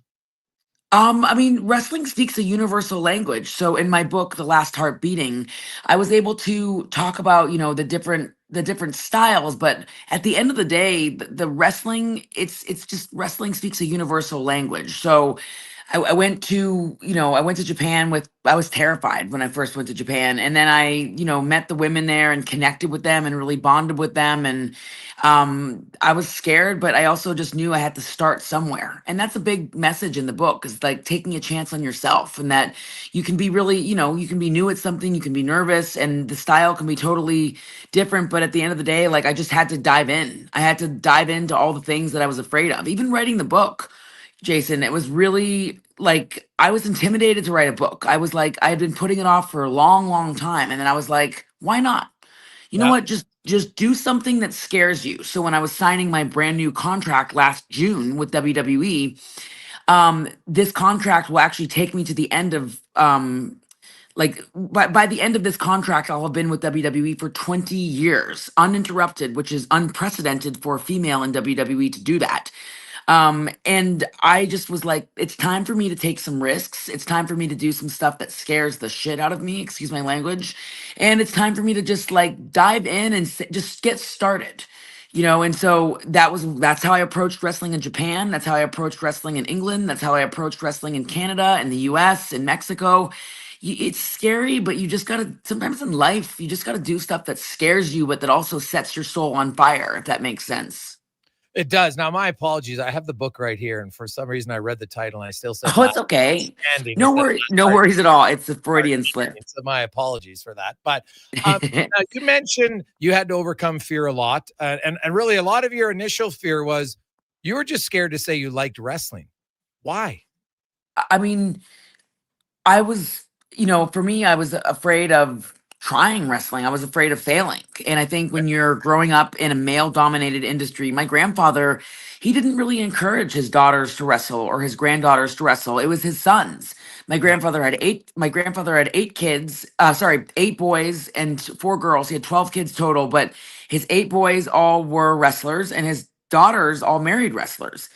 But none of his daughters were wrestlers. So it was something in our family that was kind of like, no, the girls don't wrestle. The girls they can marry a wrestler, but my grandfather, I think, wanted to protect us girls emotionally, because he also knew it was a tough industry. And didn't want us getting hurt emotionally, not to mention physically, because it's also a very physically demanding industry. So I think subconsciously, the more that I was being told no, the more that I wanted to do it, the more that I wanted to try it. And it really wrestling kind of became a drug for me. It was like an addiction. And once my first day in the dungeon, I never wanted to look back. I was like, this is so much fun. I just feel so stimulated and so challenged, but it's also really hard. Like you're falling down. Like with wrestling, it doesn't feel good. It feels like a little car accident. Yeah. Well, and that's where I always like people like, oh yeah, wrestling's not a sport. I'm like, yeah, okay, we know that the endings are scripted, but anybody who doesn't know that now, then you're not paying attention. But the physical athleticism and the physical pain that goes, that's not fake. You can't fake a body slam, right? Like, man, I saw Mankind jumping off the top of the cage, and you're just like, what the hell are they doing? Like, it's come to like levels, and you even talk about it in the book, like how coming off the top rope. Well, for us fans at home, it look, geez, they make it look easy. Well, yeah, because you practice it over and over again. But it is how you describe some of the moves. I don't want to give too much of the book away because I want people to read it. But how you describe some of the moves made a lot of sense to someone who loves wrestling, but really didn't understand the technique part about it, right? Like learning how to be good at it, and also so you don't injure the person you're in the ring with. How did you? Because if I'm not mistaken, I don't think anyone that you've ever fought, like maybe a broken nose once, right? But you've never had anybody that you've been with who gets injured, and that's rare in wrestling. I mean, it's wrestling's very, very physical. I think people hurt more emotionally from wrestling than even physically, because in our industry, it's showbiz. It's a lot of the times like you can work your ass off, and there's no guarantee that hard work is going to get you anywhere. I wish it was like that sometimes. I wish that you could, train all day long. And it's like when you look at the Olympics, if you're really, really, really good, if you're the best Olympic wrestler in the world, you're going to have a gold medal from it. With pro wrestling, it's hard because a lot of it is storyline driven, or a lot of other people are making decisions about your future. So it's actually very hard emotionally, but that's where you got to learn how to be really emotional. Like you have to have grit. My grandfather, Stu Hart, he had so much grit about him and so much common sense. And he always treated people with kindness, and he had so much integrity that, people really wanted to work with him. And so in the near 2 decades of working in WWE, I learned a lot about grit. I learned a lot about communication skills. I learned a lot about working with others. I've worked with over 65 different women, probably 70 women now. I mean, maybe even more, and in and out of WWE. And like, you just learn how to navigate through things. It's like, if you can survive the dungeon, which is where I started to learn how to wrestle, you can survive anything. And I think that my early years and that foundation that I built in the dungeon under my grandfather's name and his legacy, everything that he built, those early years taught me how to survive anything. Nattie Neidhart, WWE superstar, author of the book, The Last Heart Beating. It's available now. I highly recommend it. It's a great book if you want to learn about wrestling, but also I think it's really good because, women's wrestling, as you talk about it, even from when you started until now, how much it's changed significantly. When you first started, you were kind of, begging for scraps to get 2 or 3 minutes on a show. And before, and it's real. And reading that, I was like, well, yeah, of course, it's really hard to show you got any ability if you're only getting 2 minutes. It's like in hockey, you're the fourth liner, you play 5 minutes a night. How can you show you're any good? So it's really grown as the women have, and you were a major part of it. So when you were writing this book, were you writing part of that knowing that you were somewhat of a trailblazer? I never consider myself to be someone that's famous or a trailblazer or anything. I really don't like to look at myself as some, I try to be pretty humble, but I also know that I've been through a lot. I've experienced a lot. I've grown up around a lot. I've seen a lot. My dad was, he is a WWE Hall of Famer. My uncles are Hall of Famers. My grandfather is a Hall of Famer. I've grown up around so many different men in the industry that have achieved the absolute highest of the high that you can accomplish. So I look at myself as somebody very experienced, and I've been up and down and back again through everything. I have 6 Guinness World Records for just basically the most matches. And the reason why I bring that up is because it just goes back to me having a ton of experience. And I feel like with that experience, I can just speak openly about the industry, about the highs and the lows and my joys, my hopes, my dreams, things that hurt me, things that move me, things that help me grow. Trailblazer is not something I would just call myself, but if other people would like to say that about me, then they're more than welcome to. I think it's true. But thank you. I'm just so honored to be a part of this journey in wrestling. And the great thing is it's still going. Yeah. It's still going. And if people, if people still want to watch my work and they still want to follow me and they still want to, follow my career, read the book. Like yesterday we were announced as a bestseller. My book, The Last Heart Beating, we're a Canadian national bestseller. And I was so excited about that because, as I mentioned earlier when we started this interview, the greatest thing that you can give anyone is giving them your time. So if other people see me as a legend or an icon or a female trailblazer in the industry, it's such a massive honor, and in the even bigger honor that they're taking the time to actually read my work, and to hear my stories and then, telling me about it. Like, it's the biggest compliment. Well, and I could understand that, and congratulations on becoming a bestseller. That is fantastic. Thank you. I do have one final one for you, Nattie. When as a wrestler, and there's people listening, young boys or girls, what would be the best way to give yourself a chance to become a professional wrestler? Work hard, study it, be a student of the game. All the things that you can control, you focus on that. Okay. People ask me all the time, how do I get involved in wrestling? I want to be a wrestler. I want to become a wrestler. It's like, find a good school, work your ass off, focus on being healthy mentally, emotionally, and physically, and then just dedicate yourself to the grind. Professional wrestling has become more competitive than it's ever been before. Especially in WWE, it's harder to get into pro wrestling and make it than it is to get into Hollywood. But the good news is, and I am proof of this, it's possible. It is possible to make it. It is possible to soar. It is possible to have a career in this. The other day, we had John Cena come into my ring.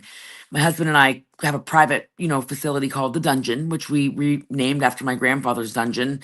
John Cena came in and he spoke to the students at our ring for a while. And he gave so much incredible advice. But one of the things that I loved about what he said was, he said, find your why. And everything that you do in the ring or on your journey, figure out the story behind it. Because when you figure out your why, then you start to unlock the answers. You start to really figure out what it is that people feel compelled about, to want to pay to part with their money and pay to see you in the ring. What is your why? And everything else will fall into place. So work ethic, good attitude, taking care of your body, treating people right, and finding your why. Nattie, thanks so much for spending some time with us. I really love the book. Again, the Last Heart Beating, Nattie Neidhart, WWE superstar, and just signed a contract, so we know they'll be there at least 20 years, hopefully longer, and hopefully you get the WWE back in Alberta, so you can headline a card in Calgary or Edmonton. Would love that. I'm always so excited to come back to Alberta. It's like, the second I land, I'm like, okay, first of all, I got to drive by the Hard House. Secondly, I got to get Tim Hortons. And third, I got to go to 7-Eleven and get some ketchup potato chips. Oh, yes. Yeah, it's not a bad call at all. Well, Nattie, continued success with The Dungeon and the book and everything else. Thanks so much for joining us. Jason, thank you so much. That is Nattie Neidhart. I'm telling you, like, I love books where when I'm done, when I can't put it down, I'm like, you know what? I want to, you're off your phone, you're off anything else, and you're just reading it. And I learned a lot. I'll be honest. I didn't know a ton about Nattie's background. Obviously, I knew she was Jim's daughter, but I never knew how Jim got the nickname, the Anvil. It's fantastic. I don't want to ruin it. It's in the book. And there's many other things, including her husband, TJ, and, his trials in wrestling, and a brutal story, in fact. So it's a really, really good read if you're a wrestler or just somebody who's having to deal with some trauma. She did not have the easiest childhood, and she wasn't shy to talk about it. So I think that can connect with a lot of people as well. So check it out in stores. The Last Heart Beating, Nattie Neidhart. Quick break. We'll come back. Greg Button joins us. Then we got Tyson Barry on a jam-packed Friday edition of The Gregor Show, presented by PlayAlberta.ca. When you have lifting and material handling needs, Northwest Crane delivers. Western Canada's Sandy dealer, backed by the industry's toughest one. 3 years, 3,000 hours, no compromises. They service all crane makes and models with skilled technicians and deep industry expertise. Alberta owned, with locations in Leduc and Grand Prairie, and fully equipped service trucks. Northwest Crane keeps your operation lifting. For more information on sales or service, visit northwestcrane.com or call today. Whether you're a craft beer connoisseur or more of a wine aficionado, there's always something new to discover at Sherbrooke Liquor, a unique, family-owned, independent liquor store. The selection incredible. The non-alcohol section is also very impressive. Sherbrooke Liquor, expert, knowledgeable staff with a passion for unique Car, products. dry More sound. than just a liquor store, we're a Connor community. Halley, Sports Alberta's 1440, best, Sports 40. the one and only Connor Sherbrooke Halley. Liquor. Welcome back, Jason. And Oodles Beer. Welcome back. SherbrookeLiquor.com. 60 years ago, we started selling trucks as Western GMC Buick. Today, we are Wolf GMC Buick. We're still located on the corner of 184th Street and Stony Plain Road with the same ownership for over 2 decades. The Jason Our Gregor customers have trusted us. Raiders, Community-driven business. And for that, we are thankful. Tim If you're Friday, looking for a how truck or SUV, seasoned professionals will get you a great deal, hassle-free. Come trust our team at Wolf GMC Buick. Wolf GMC Buick. PlayAlberta.ca. We're making it easy. An electrical solar team is now making a play for sustainability and savings. They're specialists in powering up for a greener future. That's the strategy. Designing and installing high-efficiency solar panels. They're helping homes and businesses combat rising utility costs by harnessing the power of the sun. A smart move for efficiency and the environment. Hire the Action Electrical team to bring home a win for your project. Visit actionelectrical.net. 1940. Welcome back, Hey Positive. everybody, it's Jason Stredlin. How would you like to join me and the superstars of hockey on an exotic holiday? Join us on a 7-night cruise through the Mexican Riviera, leaving from Los Angeles and including Cabo, Mazatlan, Puerto Vallarta, and more. While we relax and cruise the tropical waters, you can attend an intimate meet and greet with legends like Bill Ranford, Fernando Pisani, Kelly Buckberger, Ron Lowe, Gene Principe, Jack Michaels, Louis DeBrusque, and more. There's still time to get in on every hockey fan's dream cruise. Book now and save $500 per couple. The Edmonton Hockey Legends Cruise. Price start at just $23.99. Part of the proceeds support the Ben Stelter Foundation and Kids with Cancer. Visit cast.tours/Edmonton. Call 1-833-347-7678. Call now to book and save $500 per cabin when you mention promo code Stingray Radio. That's cast.tours, 1-833-347-7678.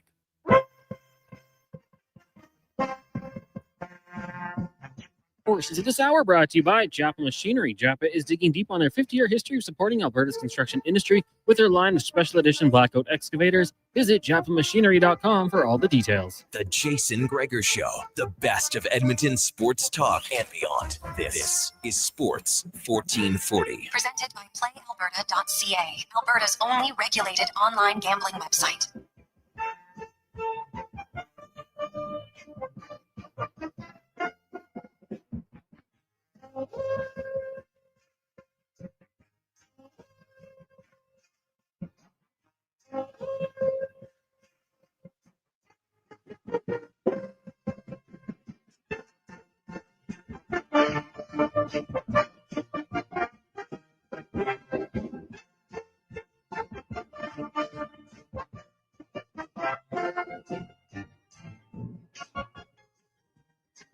The Friday, Jason Gregor, Connor Halley with you. Sports 1440, sports1440.ca, YouTube, Facebook, X, and Instagram. Thanks for listening. Thanks for watching on a busy day. Wanya Gretza in studio now. Wanya, how you doing? Doing pretty well. It's a snowy, wonderful winter wonderland. It is the snow. Yeah, it's supposed to be plus 10 though on the weekend, so it'll be all gone by then. As let's get right to it. We go around the NHL. Brought to you by McDonald's, and hey, it's your final weekend to get in and win. Peel like a winner. Monopoly, 2 chances in person, then and of course on the app. Double your chances and peel like a winner. Good luck. Play McDonald's and Monopoly. As Craig Button from TSN, former NHL GM and scout, Stanley Cup winner, now ace analyst and scout for TSN, joined us. Butts, how you doing? I am good, Jason. I'm in Truro, Nova Scotia for the U17 tournament. And you probably heard about the 2 young kids that are playing in Regina, Maddox Schultz and Liam Pooh. They're here. They're a year younger than everybody. And Liam Pooh just scored the overtime winner to send Canada white to the gold medal game on Saturday. I mean, you know, we got the luxury of seeing a lot of good young players. These 2 guys are special. Oh, yeah. No, 100%. Now, Craig, you've been in Calgary a long time. Have you ever been to the Hart House?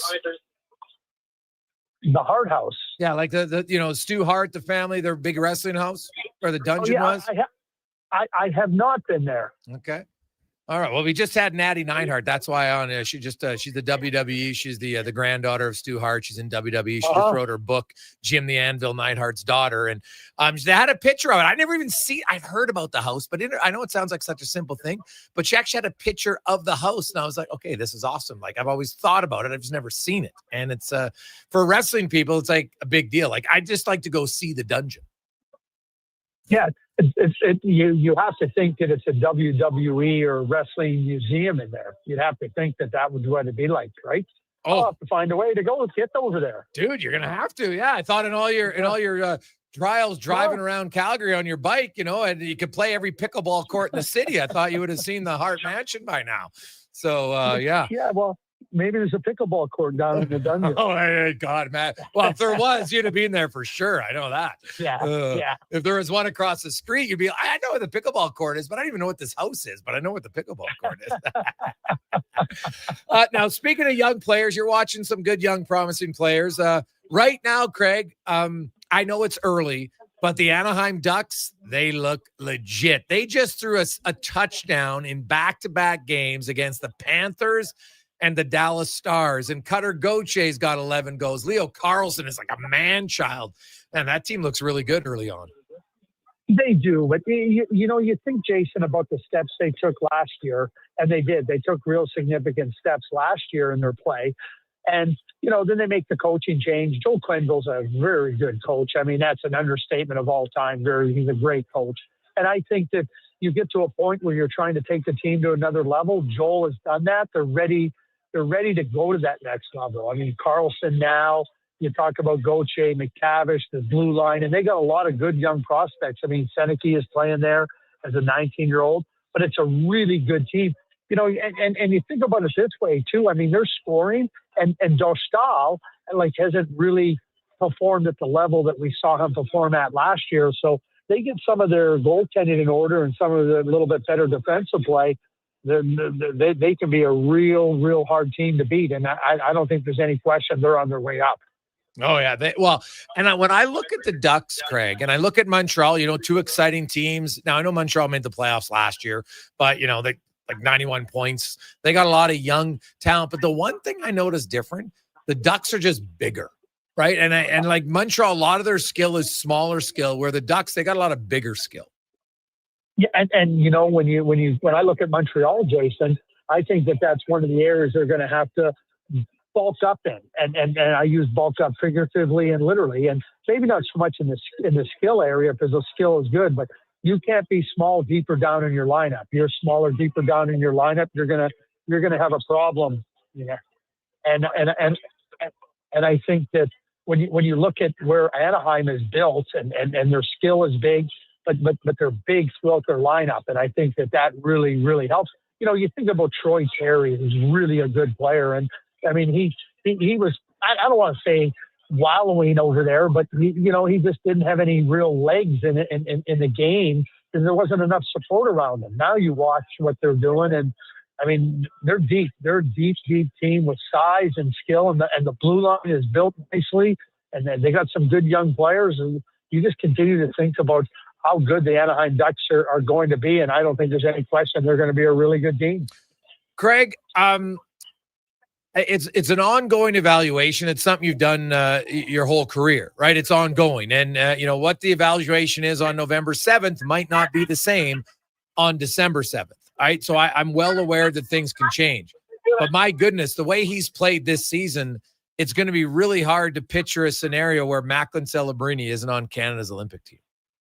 I'm 100% with you. And again, so if we're just looking right now, Jason, and that's what we have the luxury of being able to do.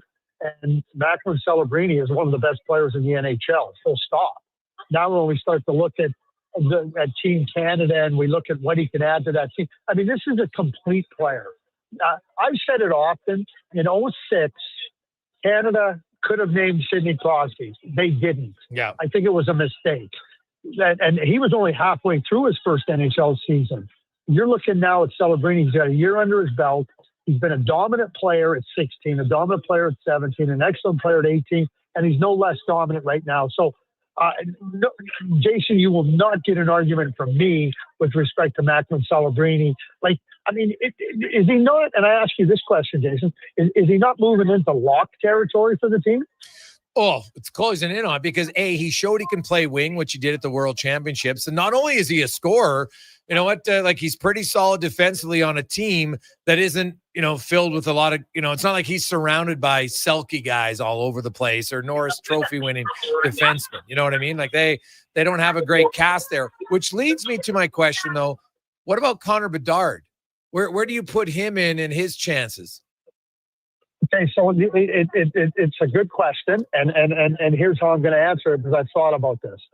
So I think for Connor Bedard to get into the conversation, he has to be at least as good as other players that he's competing for a spot with. So here's where I go. He's not better than Braden Point. He's not better than Sam Reinhart. He's not better than Mitch Marner. He's different than Tommy Wilson. So where does he find a way to get into the lineup? I don't see a path for him because I don't think he's as good as those. You have to be as good as players to even get consideration. I don't think he is. I don't think he's ready. I don't think he's as good yet. He's made steps this year, not as good this year as those other guys and other candidates. Yeah, well, I just think he's in tough for sure. Whereas, Celebrini just does different things. Now, Bedard keeps rolling at the pace he's at. He's going to have a chance. Having been a general manager, Craig, and, we know that Doug Armstrong, he's looking at these teams, and a guy like, he goes into Washington and he got Logan Thompson playing great and Wilson's playing great. And, neither one of them were on the team. Like the Canadian goaltending situation, Aiden Hill isn't playing. Montembeault is a shadow of himself right now. And Binnington's numbers aren't great, but he's going to come on the team for sure. Now whether he plays the whole tournament remains to be seen. But like Canada's goaltending, Craig, like I don't care what I've heard all these. I don't know how true it is myself. The rumblings of Logan Thompson. Some people on the staff aren't fans of his. I don't really care if they weren't fans of his in the past. It's impossible not to look at what he's done right now and say, "Hey, this guy's one of our best options in goal." I can't disagree with you. He was a great option last year. So, they go through it. They have the three guys. I think Binnington at this point in time, he's going to get the grace of being on the team based on what he did at the Four Nations. And John Cooper said at the end of the Four Nations tournament, he said, "Hey, he was my guy all the way through." So I don't think that's changed despite how he's playing. But after that, I don't think there's any question. Darcy Kemper to me and Logan Thompson are the next two guys there. And let's say there was question marks about Logan. Go and have the talk with him. Tell him, "Hey, listen, here's what our concerns are. Here's what we need to see from you. Now go and show it." Because if we don't allow people to improve and change and show that they can fit on a team, then we're not doing our job. And from a performance point of view, Logan Thompson's lights out. One last one for you, Craig.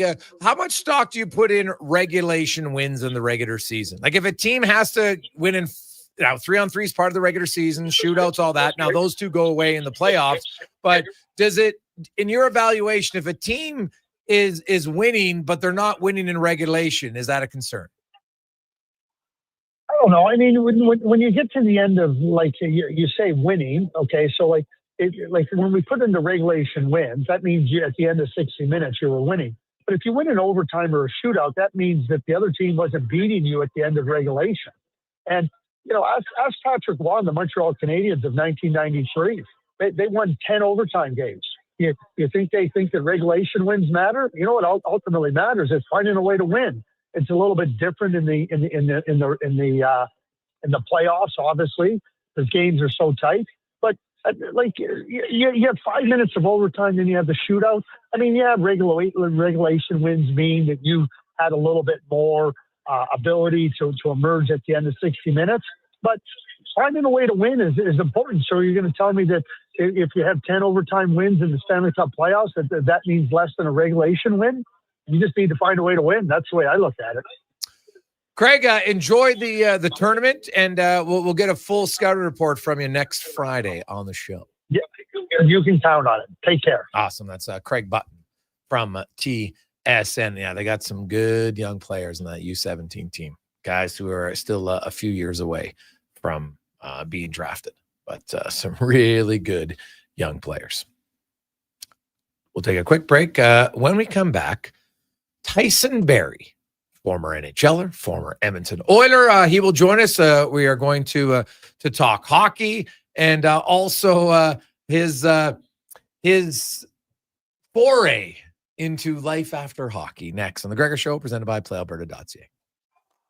Get ready for a silly hockey fans. Your partner in power just skated onto the ice. EWEL.ca, the new e-commerce website for electrical wholesalers Edmonton, is ready for the power play 24/7, 365. UL skates to where the puck will be in 5 years. Now that's forward thinking. Killer selection, slamming products from the best brands, and legendary service. Don't sit on the bench. Get your account today at EWEL.ca and win that project. Plug into your partner in power. Get an EWEL.ca account today. Hey, sports fans, we've got a clear choice for you. At Crystal Glass, we provide customers with the perfect glass for any job. From home to auto and even commercial, installation or repairs, we're your team. Call 310 Glass or visit crystalglass.ca. Crystal Glass. Mr. Rooter watches the big game. Go deep! What you watching, Mr. Rooter? The Plumbing Olympics. Frankie Drain Dragon Sanchez is attempting to break the world record in the 100-meter snake. Watch!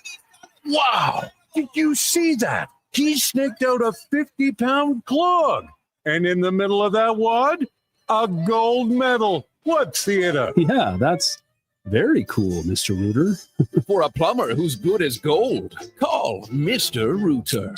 Get Black Friday prices now at The Brick. Skip the line and save big. Get 65% off genuine leather and reclining sofas when you buy the matching Love Cedar chair. Plus, get up to 25% off bedroom and dining furniture. And buy more, save more. Get up to an extra $1,000 off select major kitchen appliances. Mattresses are up to 40% off. And with every mattress purchase, you're entered for a chance to win a cruise. Some exclusions apply. See in-store for details. The Brick, saving you more. Scott McGilvery here, HGTV host and renovation expert. The one upgrade I know homeowners will love: better, fresher Culligan water straight from the tap. Culligan's Aquasential reverse osmosis filtration system takes your water to the next level. With up to 7 stages of filtration and 14 filter options, they're certified to reduce over 90 contaminants. Your tap water is about to get a major upgrade. Safer water that tastes great. Get started with a free in-home water test at Culligan.com. Culligan, water you love. It's a new season, Edmonton, which means it's time for new offers. Play Alberta is offering odds boosts on every Oilers game all season long. This is your chance to score big. And for a limited time only, our listeners can get an exclusive $50 free bet when they deposit $50 using code Gregor50. That's code Gregor50 for an exclusive $50 free bet. Alberta wins with Play Alberta. Must be 18 plus to play. If you gamble, please use your game sense. PlayAlberta.ca. Hi, Mike here from Northgate Chevrolet Buick GMC. Snow, colder weather, shorter days. November is officially here. But it doesn't all have to be bad news. If you're thinking about a new or used vehicle, now is the time. Massive savings, 0% financing, and don't forget tires at cost. Yes, that's right. We sell winter tires at cost. There's lots to celebrate in November. And as always, we'd like to thank all of those who have fought and served for our country. Stop in and see us today, 13215 97th Street, or visit us online at northgategm.com. You're in Northgate country. This hockey season, before every game, check out the pregame show with Andrew Walker on Sports 1440. It's brought to you by Titan Supply, your only source for rigging, lifting, and hauling products. Visit titansupply.ca. Michelle and Colette are sisters. Sisters who don't agree on much, especially when it comes to which hockey team is the best. Edmonton is the best, baby. Vancouver's #1. Even when it comes to meat snacks from Wilhawks. I love the Herrischweiner. The ham sausage rules. But they will agree. Wilhawk beef jerky is the best. It might just be the only thing Alberta hockey fans can agree on. Others can try to imitate, but no one can duplicate Wilhawk beef jerky. Only available in Leduc. Get yours today, because you don't win friends with salad.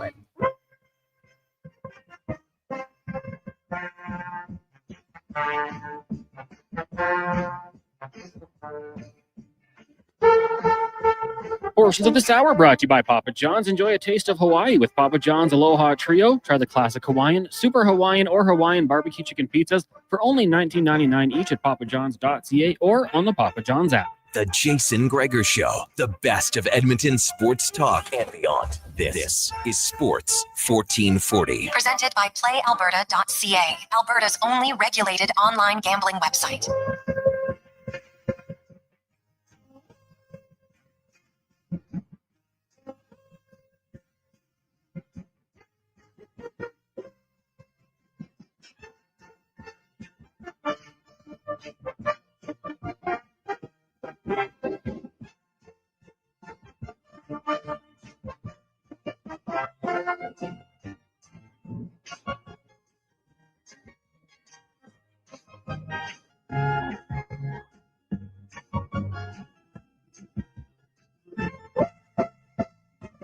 340.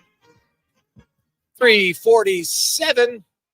We return on a positive Friday. Man, our show is jam-packed. What a lineup today. I love it. Thanks for listening. 833-401-1440. You got 10 minutes left. Jason Gregor Show. Yeah, I know what the show is. Thanks for that. Awesome. There we go. Coming out of nowhere, just as a reminder. It's like in stereo. Fantastic.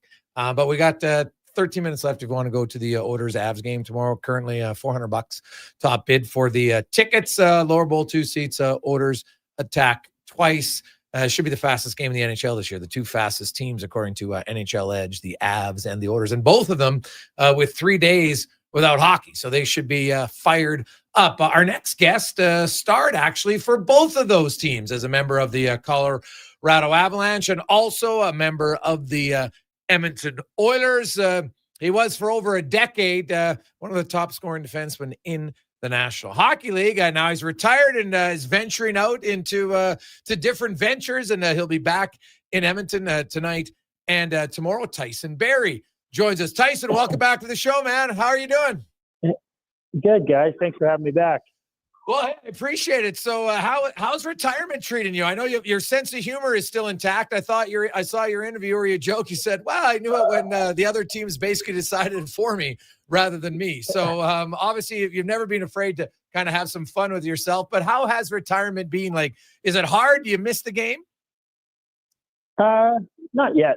I don't think. I think I'm enjoying, some downtime and lots of time with the family and hanging on beautiful Vancouver Island. So there's parts of it I miss, but the actual lacing up the skates and the preparing for games and stuff, it hasn't hit me yet, I don't think. So I'm not quite missing it. You probably just miss more of the dressing room antics and hanging out with the fellas. Oh, yeah, exactly. I mean, what a job. You get to hang out with 20 of your best friends every day and go for nice dinners and travel the world. So, yeah, there's definitely aspects of it I miss, but not so far, not the actual physical part of it. Now, you played for both these teams, so I want to like superstar guys you got to play with, and obviously you thought the game on a similar level to them.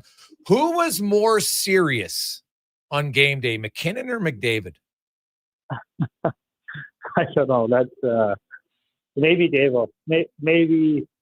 I don't know, because you could still get a chuckle out of both of them, but they both obviously at the top of their games and take the craft very seriously. So I'd call it a toss-up. I think those are two guys you don't really want to get in their way on game days. You just kind of let them do their thing. Now, you always like to have fun. Like I watched you in practice, and you used to chirp all the time, and McDavid would get you, or if you'd stop him, it was a big celebration. Like the player, you knew that the superstar guys, and you were a superstar offensive defenseman for a decade of your career. There's lots of pressure on those guys. Did you feel it was important to try to find ways to alleviate that pressure as a teammate? Maybe a little bit, but I think at the end of the day, they're just humans, and they enjoy a good laugh as much as anybody else. So obviously they're superstars, but when you hang out with them every day, they just kind of become another person, the teammate. So I didn't try to treat anybody differently if you're on the fourth line or the Hall of Famers. So yeah, like I said, they're just human beings, and anybody I think appreciates a good laugh. Now, in your retirement, you are the founder of Chili Ones, which is a beer. So give me the backstory on how you became involved in this. Yeah, oddly enough, it was just something, instead of a cold one throughout my career, we just called beers Chili Ones. And I probably had a few too many one night, and I put it in my notes in my phone that I wanted to do a beer called Chili Ones with a bunch of my hockey buddies. And lo and behold, kind of serendipitously, an opportunity came up, and someone in the industry asked if I'd want to do something. And I was like, oh, yeah, actually I do. And so we did it. There's about 18 former and current NHL guys involved. And, we've got a non-alcoholic and a 3%, so just a little bit lighter, low and no. And honestly, just having a really good time. It's a lot of fun and learning lots about business and the beverage space. So are you by choice now? Are you basically like the face of Chili Ones?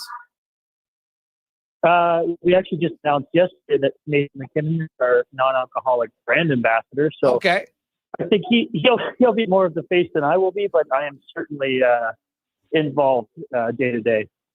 So now, have you always kind of had was business something that intrigued you, that you always wanted to get into a business at some point when you were done? Particularly, I think I just I like trying new things, and I'm not really afraid of much. So anything that was going to spark my interest, I probably would have followed. And beers and friends definitely qualify. So gonna see where this leads us, and give it our best shot. But yeah, I think I started about 2 years ago, so while I was still playing. So okay. It's kind of a timing thing that I'm not sure starting a beer business while you're still playing is great for your image, but it is what it is. It's 2025, Tyson. So when are you going to be launching your podcast, and where do we download it, and what will it be called? You never know. I gotta, what? If Tyler ever makes his way back onto our continent, we'll talk podcast. But I gotta wait for my guy. He's living over in Saint Tropez right now, so he may never come back. He'd be my first choice. I know. Waiting for him. So you have, well, it is, lots of people do it. Lots of guys who have stories and, have relationships with people and some wit. You're a pretty funny guy. I think would work out. Now, so you're going to be at Greta tonight and tomorrow with the Chili ones. Obviously you got the, now you're not going to, cause you're there tonight. So you're not going to the concert, but I think you're the after party concert. Is it there tonight and tomorrow night? Is that right? Tomorrow night's the order game, right? Yeah, tomorrow they have something going on. I'm there tonight. I got to fly back to Vancouver. I'm doing a Sportsnet broadcast against the Avs, so I'm on a tight schedule. But I'm doing the Rocky Mountain Wine and Food Festival today with Chili Ones, and then I'll be at Greta Bar tonight, slinging chilies with some pals. Tyson, you mentioned that you haven't missed the game at all. You're doing the analyst in Vancouver, so you're still part of the game, and you're fresh removed from the game. So the game hasn't changed since Tyson Barrie retired by any stretch of the imagination. But so how do you watch it differently now? Like you're an analyst, from upstairs, you're like, geez, this game looks pretty easy from up here. I get it, but what's the difference for you being an analyst so quickly removed from playing? You know what? It's I joked on my first show. I think I watched 70 games from the press box the year before, so I was in training. Yeah, I don't know if much changes. I think it's just trying to pick out things throughout the game that the fans are going to be interested, hearing about and talking about. So, and to be honest, when you're working for a team, you're with the Canucks, you're not saying exactly what you're thinking all the time. You got to fluff it up a little bit. So there's a bit of nuance that goes into picking what you're going to talk about and who you're going to talk about. But I don't, like you said, the game hasn't changed. So, I'm seeing a lot of the same players I spent my career playing against, and I know them well. So there's usually a couple guys on each team that I'm quite familiar with. And one of the players, obviously you were familiar with Quinn Hughes, you played against him, but when you play against a guy 2 or 3 times a year compared to when you see them maybe 10 or 15 games in a row as an analyst, is there something specific about his game as a defenseman that's impressed you even more now that you've seen him on a more continual basis? Yeah, I think, I don't know if it was possible for me to be more impressed, but just the way that he moves across the blue line and creates time for himself and his teammates and gets the shots. So it's just, Carr, I don't think there's anybody else like those two in the game that can open up space and create separation like those two do up top. So to watch him do it every night now is, it's crazy his way he skates up there. I just, that's not how I skated. That's not how I got it done. I don't know where he learned that, but it's incredible. Well, Tyson, continued success with Chili Ones. People can go see you at the Rocky Mountain Beer and Wine Festival, which is a great event. I don't know if you've ever been to it before when you're playing. Probably not, but you'll love it. It's fantastic. And then enjoy Greta tonight, where I know you're giving away a signed McKinnon jersey and some other things. So enjoy the evening and a continued success in your business venture and in analyst work. Yeah. Thanks so much, guys. Appreciate having me on. That is Tyson Barrie. Tyson's actually a really funny dude.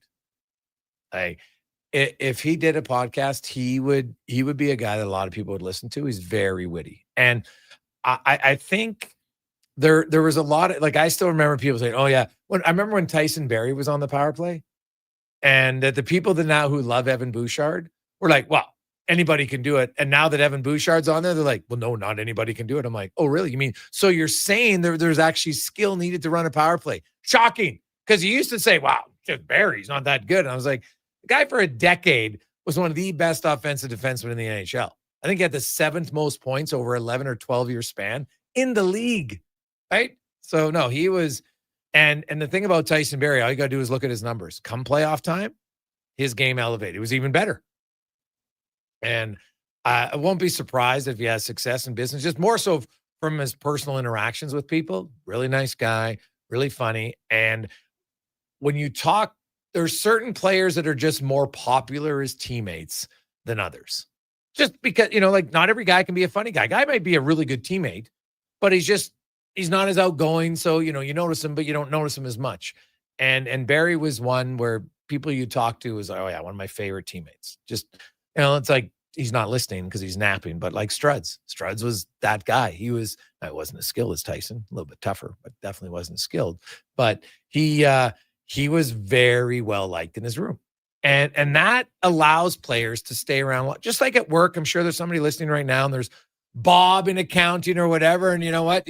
That guy's here because either he's super nice or he's funny, and he keeps your work culture in a better place. Now, Barry was obviously very skilled too. Don't get me wrong, but it won't surprise me if his company is successful because of his personality more than anything else.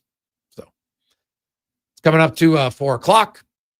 Jeez, we'll take a break. That was the 2 quickest hours that we've done in a long time. We had an unreal guest in those first 2 hours. If you missed any, go to the podcast later on or after the show, jasongregor.com. All the interviews will be up there. Well, wide-ranging today. So I love it. We got Ed Hervey coming up later on. Also, we'll hear the 2-minute warning with Cam Tate. We got Speck. We got Low Tide. Connor McDavid, a one-on-one I had with the captain of the Edmonton Oilers, and more. But first, let's get to the con man and a sports 1440 update brought to you by Fountain Tire. You saw it. It's out there. The snow. Well, 15% off all your tires. Don't wait till you're sliding through the intersection and you got a fender bender. Get ahead of the game, fountaintire.com. This is the Sports 1440 update. 4 games in the NHL tonight. You got the Red Wings and the Rangers. Also Wild in New York taking on the Islanders. Both those games start at 5. At 7, Flames host the Blackhawks. And at 8 o'clock, it's the Jets in San Jose. In the association, the Toronto Raptors in action. They'll take on the Atlanta Hawks at 5:30. Also, Wizards host the Cavs, Celtics in Orlando, Heat up against the Hornets, the Mavs in Memphis, Bucks host the Bulls, Warriors taking on the Nuggets, and the Kings hosting the 8-1 Thunder. In the WHL, the Oil Kings on the road in Medicine, half puck drop at 7. CCHL, Spruce Groves in Vernon at 8, and at 7, the Crusaders host Cranbrook. In the AJ, you've got 5 games, including the Kodiaks in Whitecourt and Bonneville hosting the Bobcats. Golden Bears hockey hosting Mount Royal tonight at 7. Pandas on the road in Calgary taking on MRU. They'll swap cities tomorrow night. The Griffins will take on UBC tonight at the DCA, and the Griffins on the road taking on UBC. At the Saville Center this weekend, you've got Golden Bears and Pandas volleyball with Fraser Valley in town. The action gets going tonight at 6, tomorrow at 5. Coming up in hour 3 of the Jason Gregor Show, we'll hear Cam Tate's words read by Jason, also ask 5 questions, and hear from General Manager of the Edmonton Elks, Ed Hervey. I'm Connor Halley. This has been a Sports 1440 update. Sports 1440, Stingray Radio Station. CKJR broadcasts from West Edmonton Mall and Wetaskiwin. Download the free Stingray music app and listen wherever you go. I'm Colin Livingston, president of Cantork. Since 2016, we've been at the forefront of hydraulic torque wrenches in Canada. I'm delighted to share our latest venture, in-house production for quicker turnaround, superior quality, and heightened versatility. Experience excellence at Cantork.com. I'm Grant Fedork from Leading Edge Physiotherapy, and sadly, some people think orthotics are just glorified shoe cushions. But I've seen a runner drop 8 minutes off her marathon, a grandmother ditch her painkillers, and a 12-year-old nail her long jump, all thanks to custom foot orthotics. So if your feet are screaming for help, flat, high, or funky, that pain's heading to your knees, hips, even your lower back, our professionals will assess you and, if indicated, custom fabricate a pair of orthotics made just for you. Happy feet make a happy person. Feet shouldn't hurt. LeadingEdgePhysio.com. This is Andrew Walker, host of the postgame show on Sports 1440. After every hockey game this season, tune in and chime in as we talk about the game. It's all sponsored by Legacy Heating and Cooling. Don't get left in the cold. Visit legacyheating.ca. And now Action Electrical's testing team is on defense duty. They're the guardians of safety and compliance, a critical part of any lineup.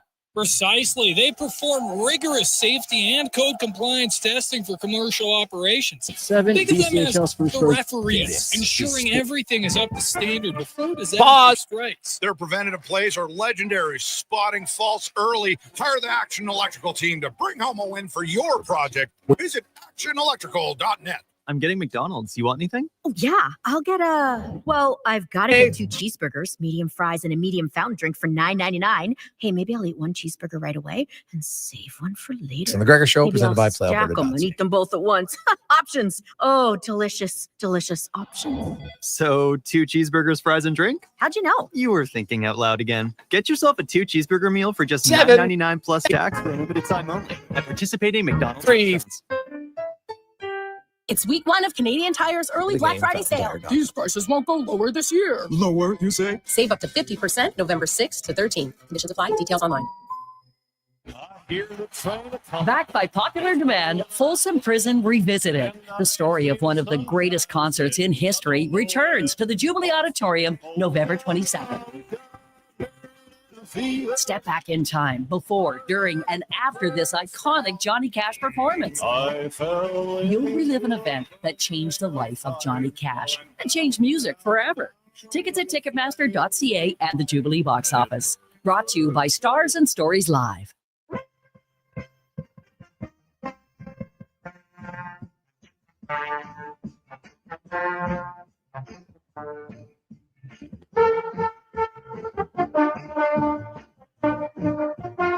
Portions of this hour brought to you by Leading Edge Physio, from weekend warriors to professional athletes, kids playing soccer to grandparents in the garden, rotator cuff tears and tendonitis to post-surgical knees and hips. We fix your body. Life shouldn't hurt. LeadingEdgePhysio.com. Tricks, touchdowns, and home runs. Get it all with the Jason Gregor Show on Sports 1440. Presented by PlayAlberta.ca, Alberta's only regulated online gambling website.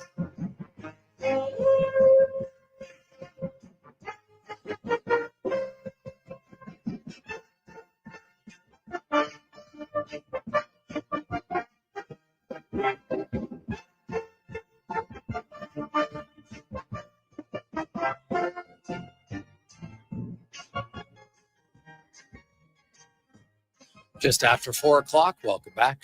Positive Friday edition of the Jason Gregor Show. Sports 1440, sports1440.ca, YouTube, Facebook, X, and Instagram. Thanks for listening. Thanks for watching the show.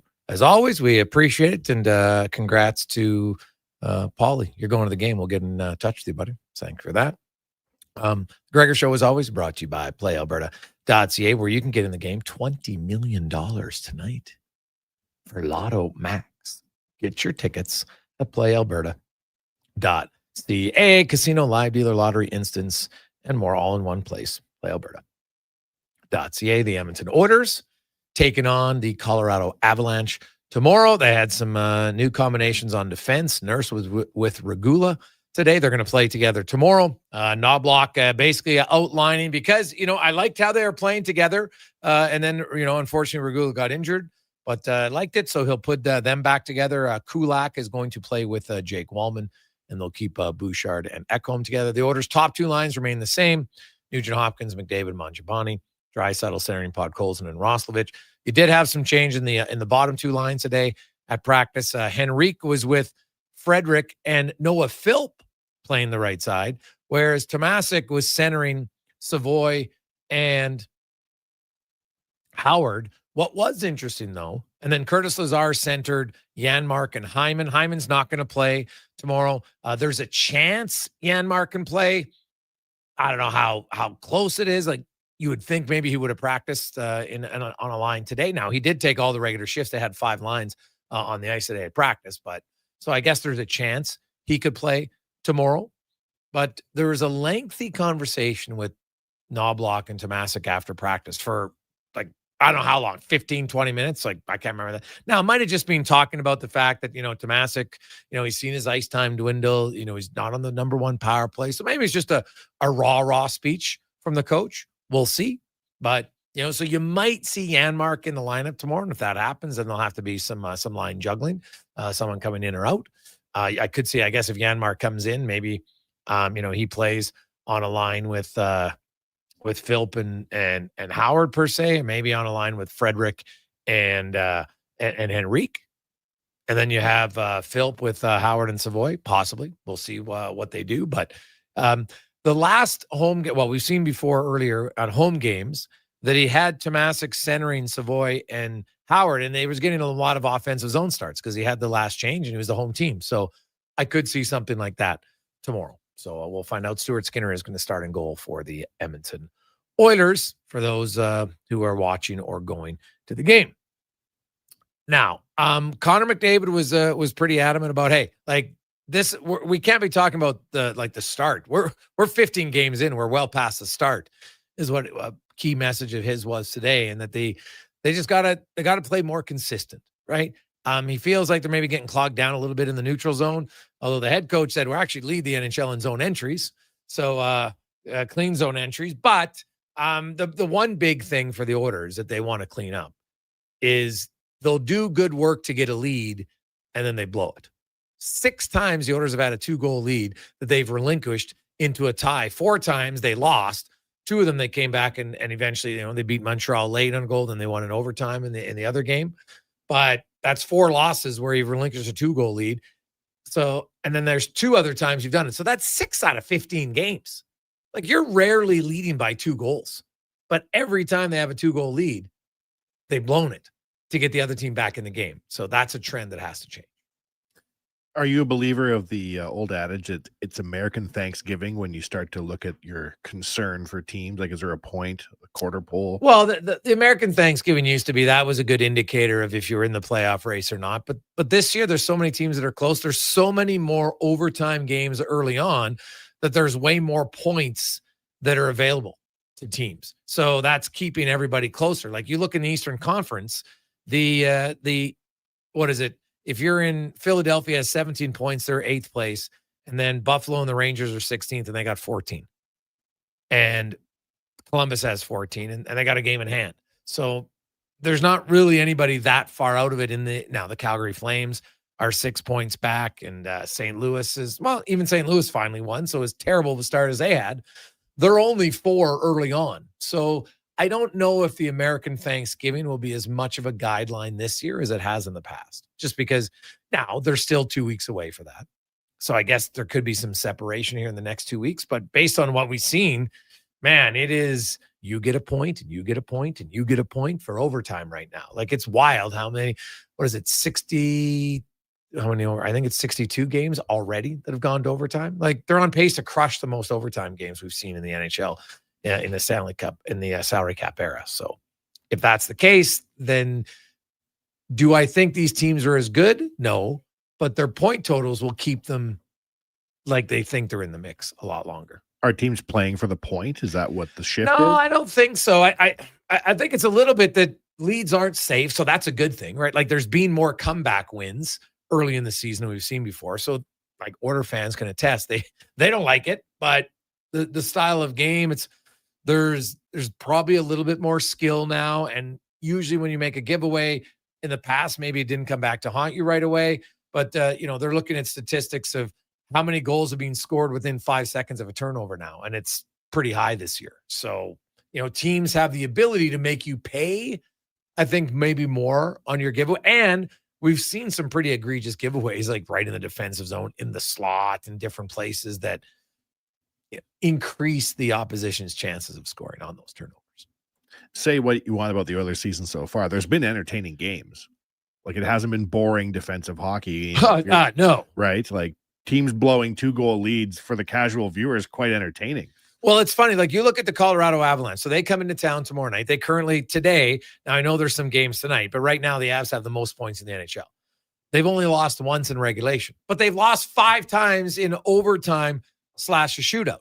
So they've played 14 games. They've won 8 of 14, which usually isn't, it's not like look at New Jersey. New Jersey's won 10 of 14, but they're 1 point behind. So would you rather be a team that wins 10 out of 14 or a team that wins 8 out of 14? Well, all the time you'd say 10, But because Colorado gets the games to overtime and they get some points, they end up now with one more point than New Jersey. It's kind of wild. Like the Montreal Canadiens have won 9 games. Now, granted, 5 of them being in overtime. So, if Colorado could win more games in overtime or a shootout, they're 0-5 in extra time / shootouts this year, right? All their wins have come in regulation. So that to me is Colorado's good right now. So this will be, and sometimes maybe that's a good thing for a team like Edmonton that, if you're not on your game, it could be embarrassment city. The Oilers are very rarely the underdog, but obviously they're going into this game not. Oh, they're the underdog, right? The way they're playing, 100%. So it's good for them. Yeah. No, they will need to be on their toes. No question about it. Now let's get to the Friday edition of the 2-Minute Warning, brought to you by Legacy Heating and Cooling. They are hiring. Competitive wage. You get a hiring bonus. You get RRSP matching, tuition reimbursement, great benefit package. Apply today at legacyheating.ca. Cam Tate, of course, longtime journalist in town. Cam, born with cerebral palsy, is in a wheelchair. He's never let it slow him down. And through the wonders of technology, Cam's words now come to life in the 2-Minute Warning. And on Friday, he gets me to read Cam's 2-Minute Warning. So here we go. Gregor, it's Positive Friday. I'm practically the Dalai Lama of good vibes today. So gather round, kids, because Uncle Cam's got a heartwarming story about humiliation, bus fumes, and spandex. Back to 2010 we go. Game 6, AJHL final in Fort McMurray. Camrose Kodiaks versus the hometown Oil Barons. I jump on the Red Arrow with young Chris O'Leary, now big shot at the Globe and Mail as assistant sports editor. Back then, he still thought media meal meant actual food and not a cold slice of pizza from 2 days ago. I had a seat in the Kodiaks team bus back to Camrose right after the game. Perfect. File the column, pack the laptop, hustle to the parking lot, and voila, no bus. Gone. Poof. Houdini'd out of Fort Mac.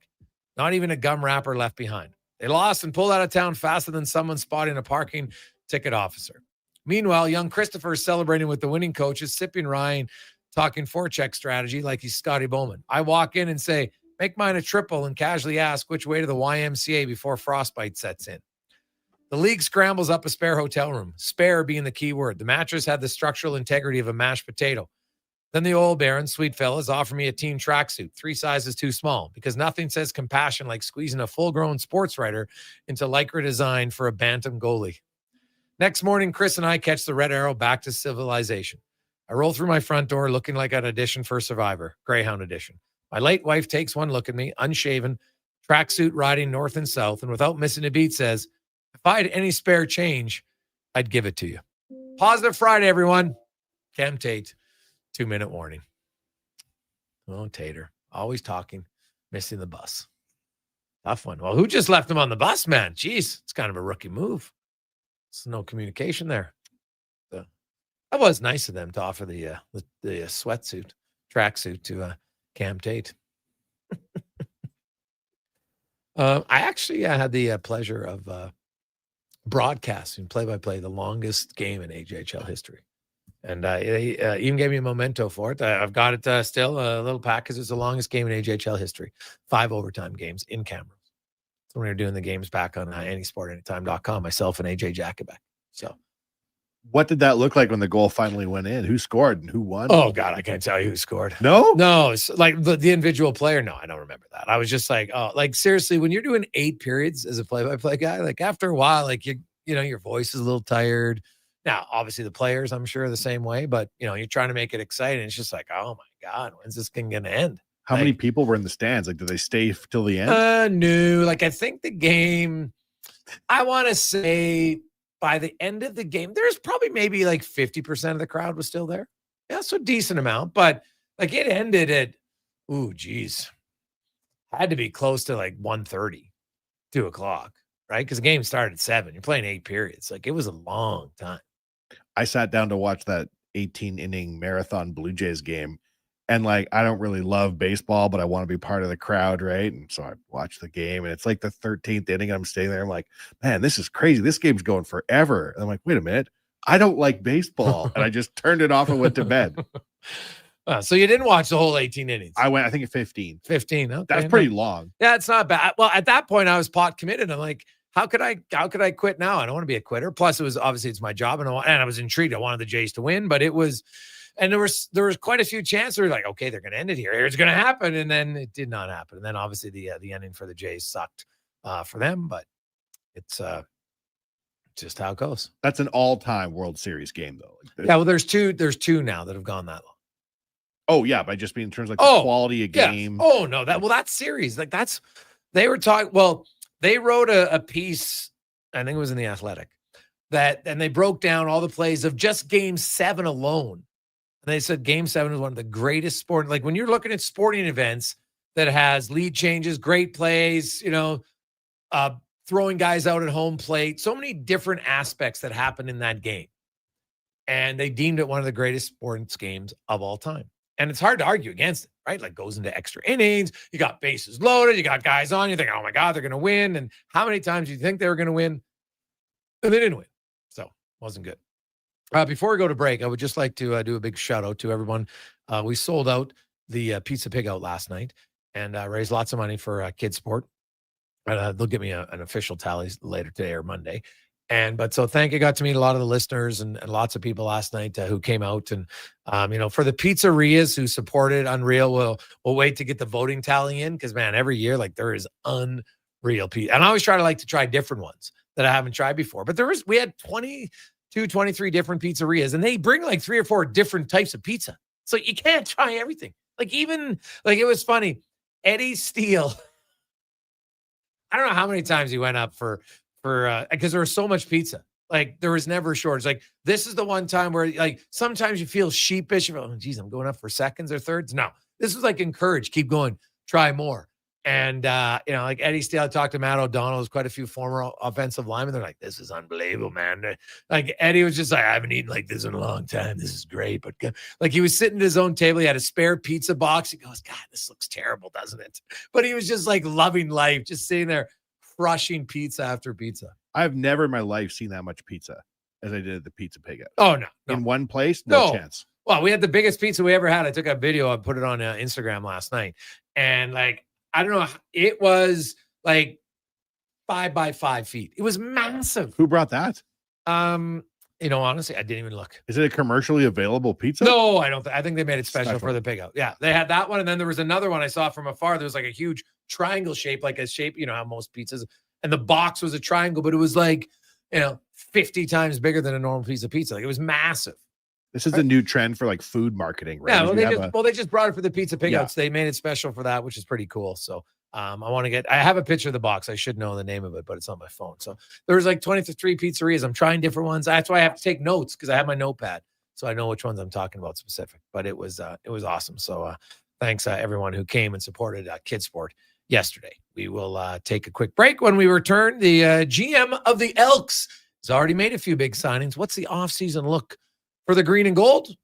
Talk about that with Ed Hervey next on the Gregor Show, presented by PlayAlberta.ca. At Papa John's, our butter chicken pizza is a Canadian favorite, and we think we know why. We start with a velvety, tangy, and subtly sweet sauce. Then it's our better ingredients: fresh, never frozen original dough, juicy grilled chicken, and crunchy green peppers and onions. Sounds delicious, right? Well, wait till you try it. It's butter chicken made better. Order your large butter chicken pizza today for only $19.99. Better ingredients, better pizza, Papa John's. Proudly locally owned and operated. They're not just a grocery store. They're a butcher, a baker, a cafe, deli, rotisserie pizza, and restaurant, all under one roof. Loca Quality Market does food differently with 2 locations to serve you. Edmonton and Sherwood Park. Visit loca.ca. Get Black Friday prices now at the Brick. Skip the line and save big. Get 65% off genuine leather and reclining sofas when you buy the matching love seater chair. Plus, get up to 25% off bedroom and dining furniture. And buy more, save more. Get up to an extra $1,000 off select major kitchen appliances. Mattresses are up to 40% off, and with every mattress purchase, you're entered for a chance to win a cruise. Some exclusions apply. See in-store for details. The Brick, saving you more.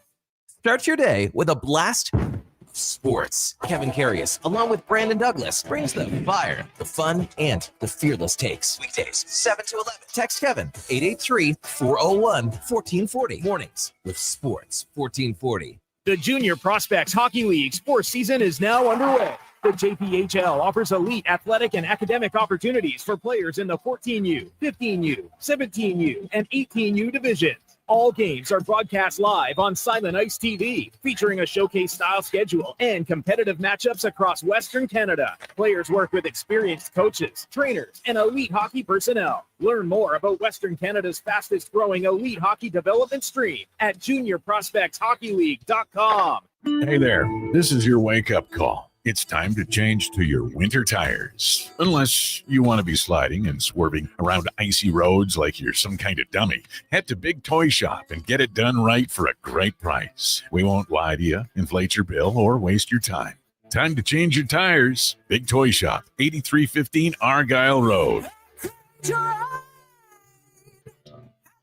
780-298-2797.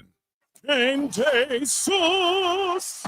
Buddy, quit rolling up to the bar and looking like it's grade 9 grad and you're wearing your dad's old work suit. Do yourself a favor and call Game Day Suits. Game Day Suits is Alberta-based and makes fully customizable, made-to-order suits. Perfect for hockey teams, wedding parties, or even the office crew. Book your free consultation at GameDaySuits.ca. I'm rocking one right now. I look deadly. You know they can't see you, right? Okay, Mr. Announcer, you want to go, tough guy? Game day sauce. At Nisku Ford, we want your visit to feel as comfortable as a holiday gathering. When you shop with us, you're not just a customer, you're family. And we always give our family the best. And the whole family is going to love our November deals. Find your favorite Ford, then choose from 0% financing or rebates as high as $10,000. Nisku Ford to your holiday visits or make your wish list at niskuford.ca today. Above expectations. When you visit a Booster Juice location on November 13th and purchase any regular size smoothie, you get another one free. No way. Yes way. We celebrate our birthday every year with a special buy one, get one smoothie offer to show our appreciation for our amazing customers from coast to coast. I'm ready to celebrate. Thank you, Canada, for 26 wonderful years. We look forward to serving you not one, but 2 delicious smoothies on November 13th. Conditions apply. Booster Juice, Canadian born, blending since 1999. Japa Machinery Group knows that XCMG may not roll off the tongue, but Japa's team will help keep your construction jobs rolling on time and on budget with heavy equipment sales and rentals. Visit japamachinery.com to find out more. Prostate cancer affects 1 in 6 men in Alberta, and this November we're fighting back. Every dollar raised fuels early detection and life-saving support. Donate today for the men in our province. Visit keepitinalberta.ca to start your fundraiser or donate today. You've got a go-to coffee spot, a trusted barber, even a lucky game day jersey. But when it's about looking your absolute best, there's only one name you need. Mr. Dirk. Family run since 1939. We're experts in crafting impeccable tailor-made suits and offering a wide variety of everyday styles. Pair that with personalized one-on-one fittings and the convenience of on-site tailoring. Mr. Dirk elevates your style game. Visit our Edmonton store or explore MrDirk.com. Score big on style with Mr. Dirk. The basketball show turns 10, and we welcome a new generation of basketball talk. Hoop City with Paul Sir airs Saturday mornings from 10 till noon on Sports 1440. From grassroots to NBA to the Olympics, we've got you covered.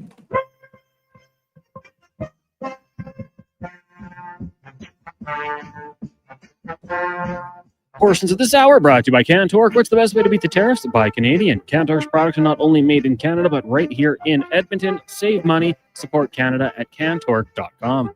The Jason Gregor Show. The best of Edmonton sports talk and beyond. This is Sports 1440. Presented by PlayAlberta.ca, Alberta's only regulated online gambling website.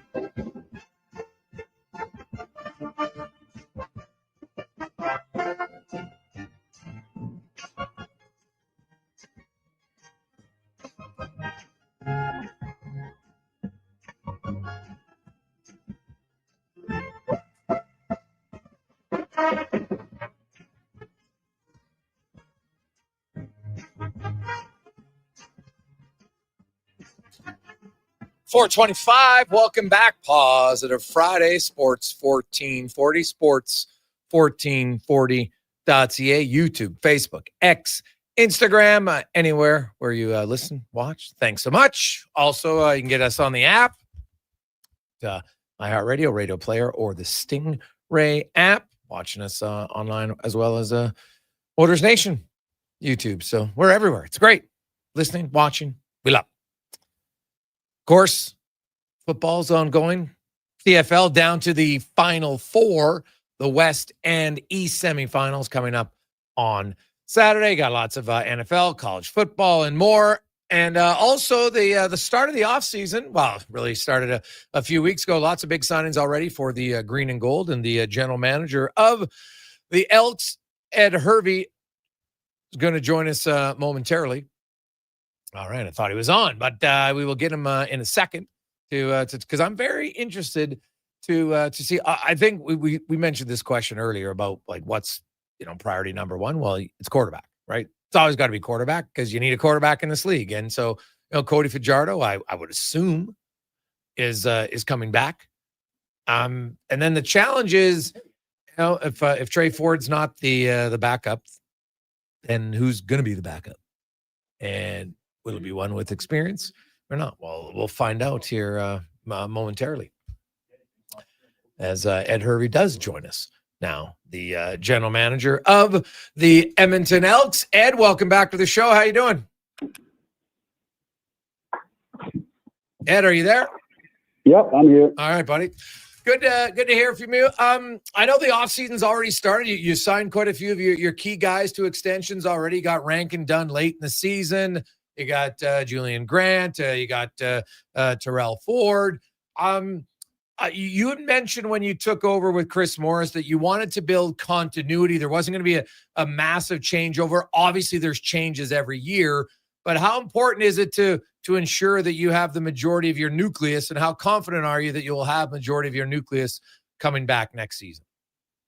I think for us, it's important that twofold. One, we want to build continuity, and two, we want there to be a clear message out there that this is a place where players are willing to commit. I think that was a big priority coming in to the season, and throughout the season was hope that we could create an environment where our top players wanted to remain here. And I think that's a strong message for us as we head into this off season and free agency, that we're building something, and the high caliber players that have took a chance on coming out here are deciding to stay. As far as the confidence in keeping players, I think that's something that I feel good about with respect to where we're headed. But they also have to feel good about making the decision and to stay here as well. But so far, we've had a lot of positive feedback from the players that we have talked to, and I mean, with recent signings, I think that kind of bodes well to give us the kind of momentum that we're looking for going into the offseason. Fair to say that locking up Cody Fajardo has to be one of your main priorities. You need solid quarterback play to win. Yeah, I think we're still waiting for Cody. I mean, Cody's put out there that when we left, he was talking about the possibility of whether he's going to continue to play or not. So I think he had to go home and speak to his family, his wife, and really kind of decompress from the season, and also really look at his future and what he wants. And I want to give him time to do that. As far as the priority of signing, and obviously if he chooses that he wants to play, we're looking forward to kind of getting those conversations started. But again, if a person is ready to retire or is talking about retirement, I think they have, in Cody's case, you have to, sort that out first, whether you want to continue to play, and that's some time that he has to take to make that decision. I think once we get out past next week, he and I vow to reconnect, post Grey Cup, and really start to find out what his decision is and where his head is as far as 2026. So if he doesn't, let's say, obviously as a GM, you're looking at both scenarios. If he comes back, that's a guy we'd really be interested in. If he doesn't, then you're going to be looking at your quarterback situation. Trey Ford is obviously still under contract. Where would that be? Like, would you be looking at if Cody's not back, going a totally different direction? Kind of what's plan B if he doesn't return? Well, we're obviously going to look at the quarterback landscape from a standpoint of, what's available, what's going to be good for us. And again, I'm leaving this with seeing where Cody is first. Like, we haven't gotten that far down the line, but I don't really feel like we're under the gun with respect to making a decision or on a what if scenario. And you're correct. Trey Ford is under contract, and he's got plenty of experience, and he's got a year under his belt in this offense. And again, the quarterback position is always a critical area with respect to the offense, how the offense is controlled and the concerns of it. But the reality for us is, we want to kind of, we're giving Cody the time to kind of sort things out with his family, and then we'll go from there. I don't think that anyone should worry whether or not we will have a plan. I think that we're always prepared for whatever comes our way when the moment comes. But as it sits right now, we're patiently waiting to have that conversation with Cody, and then from there, we'll initiate our plan as if it's to sign Cody or to look and see what else is out there. Ed, you played the position. I think you know the importance of the position and having kind of like a go-to number one receiver. I'm not sure you had that last year. You had a star running back, no question, maybe the most dynamic guy in the game. But do you feel you have someone internal that can become a go-to number one, or is that something you might have to look for?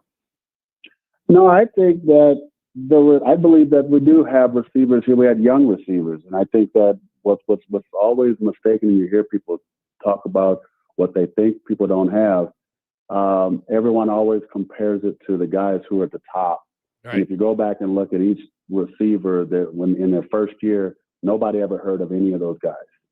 And that's where I sit on that. And I think guys like Kayon and those guys like having an opportunity to finally get an opportunity to get number one reps as far as opportunities in games. And I think it's more so consistency from within the group that is required. And, young players take a leap in year two. Do I feel like we can find a receiver out there? Are we looking? Obviously, we're going to always look to improve the receiving core, and we're going to look to improve our football team in general. And if there is a guy out there that can make plays for us, we'll definitely do that. But we're not a team that's pushing the ball down the field either, right? We know our limitations within our offense, and we have to make certain that we understand that as well. People say, you guys have a vertical threat. Well, you got to be able to throw the ball down the field as well to have that. So, there's a little bit of understanding as to what we have, and what kind of offense we're running. But when we talk about a number one, I'm not necessarily convinced that if we had a number one receiver, that it would have made much of a difference this year. Victor or Mathis? Now, Mathis, broken tailbone, which kind of, he's that big guy that you can use for jump balls. You look at those two guys as other possibilities to become big play receivers for you? Yeah, I think the experience that in Zach's case, Zach, we feel that Zach was starting to come on, and then, unfortunately, the injury he sustained is one of those ones that you got to be it's very delicate, right? And it's not something that's very common, but because of the severity of the injury, we handled that with precaution. But his ability and, his height, his range, and if he puts in the work, we feel that absolutely he could be one of those guys that can be a big play target for us. Benjamin, he also, he's a guy that's been around and played. I think opportunities have to be there. I think with him, like with most guys, right, they have to feel comfortable in the playbook and really fully grasp the game. And I think young players having an opportunity to play in their first year, they somewhat get overshadowed by the lack of people knowing who they are, right? And you got an opportunity to make a name for yourself, but this notion of number one and number two, I think that the receiving core is going to grow together, and they're going to get a lot better together once they have an offseason under their belt. But, the opportunity to make plays has to be there, right? We have to also push the ball up to give those guys a chance to make plays. And, we didn't really do that this year. We were, a lot of short passing and all these other things that we were doing offensively. And, I'm just from the school where you just give a guy an opportunity to make plays, and those guys have a chance to prove it. And we just quite honestly didn't see that a lot. So is that something, Ed, that you'd like to see more of next year? Absolutely. You want to see it from the outset in camp, giving guys opportunities so we can see whether guys can do it.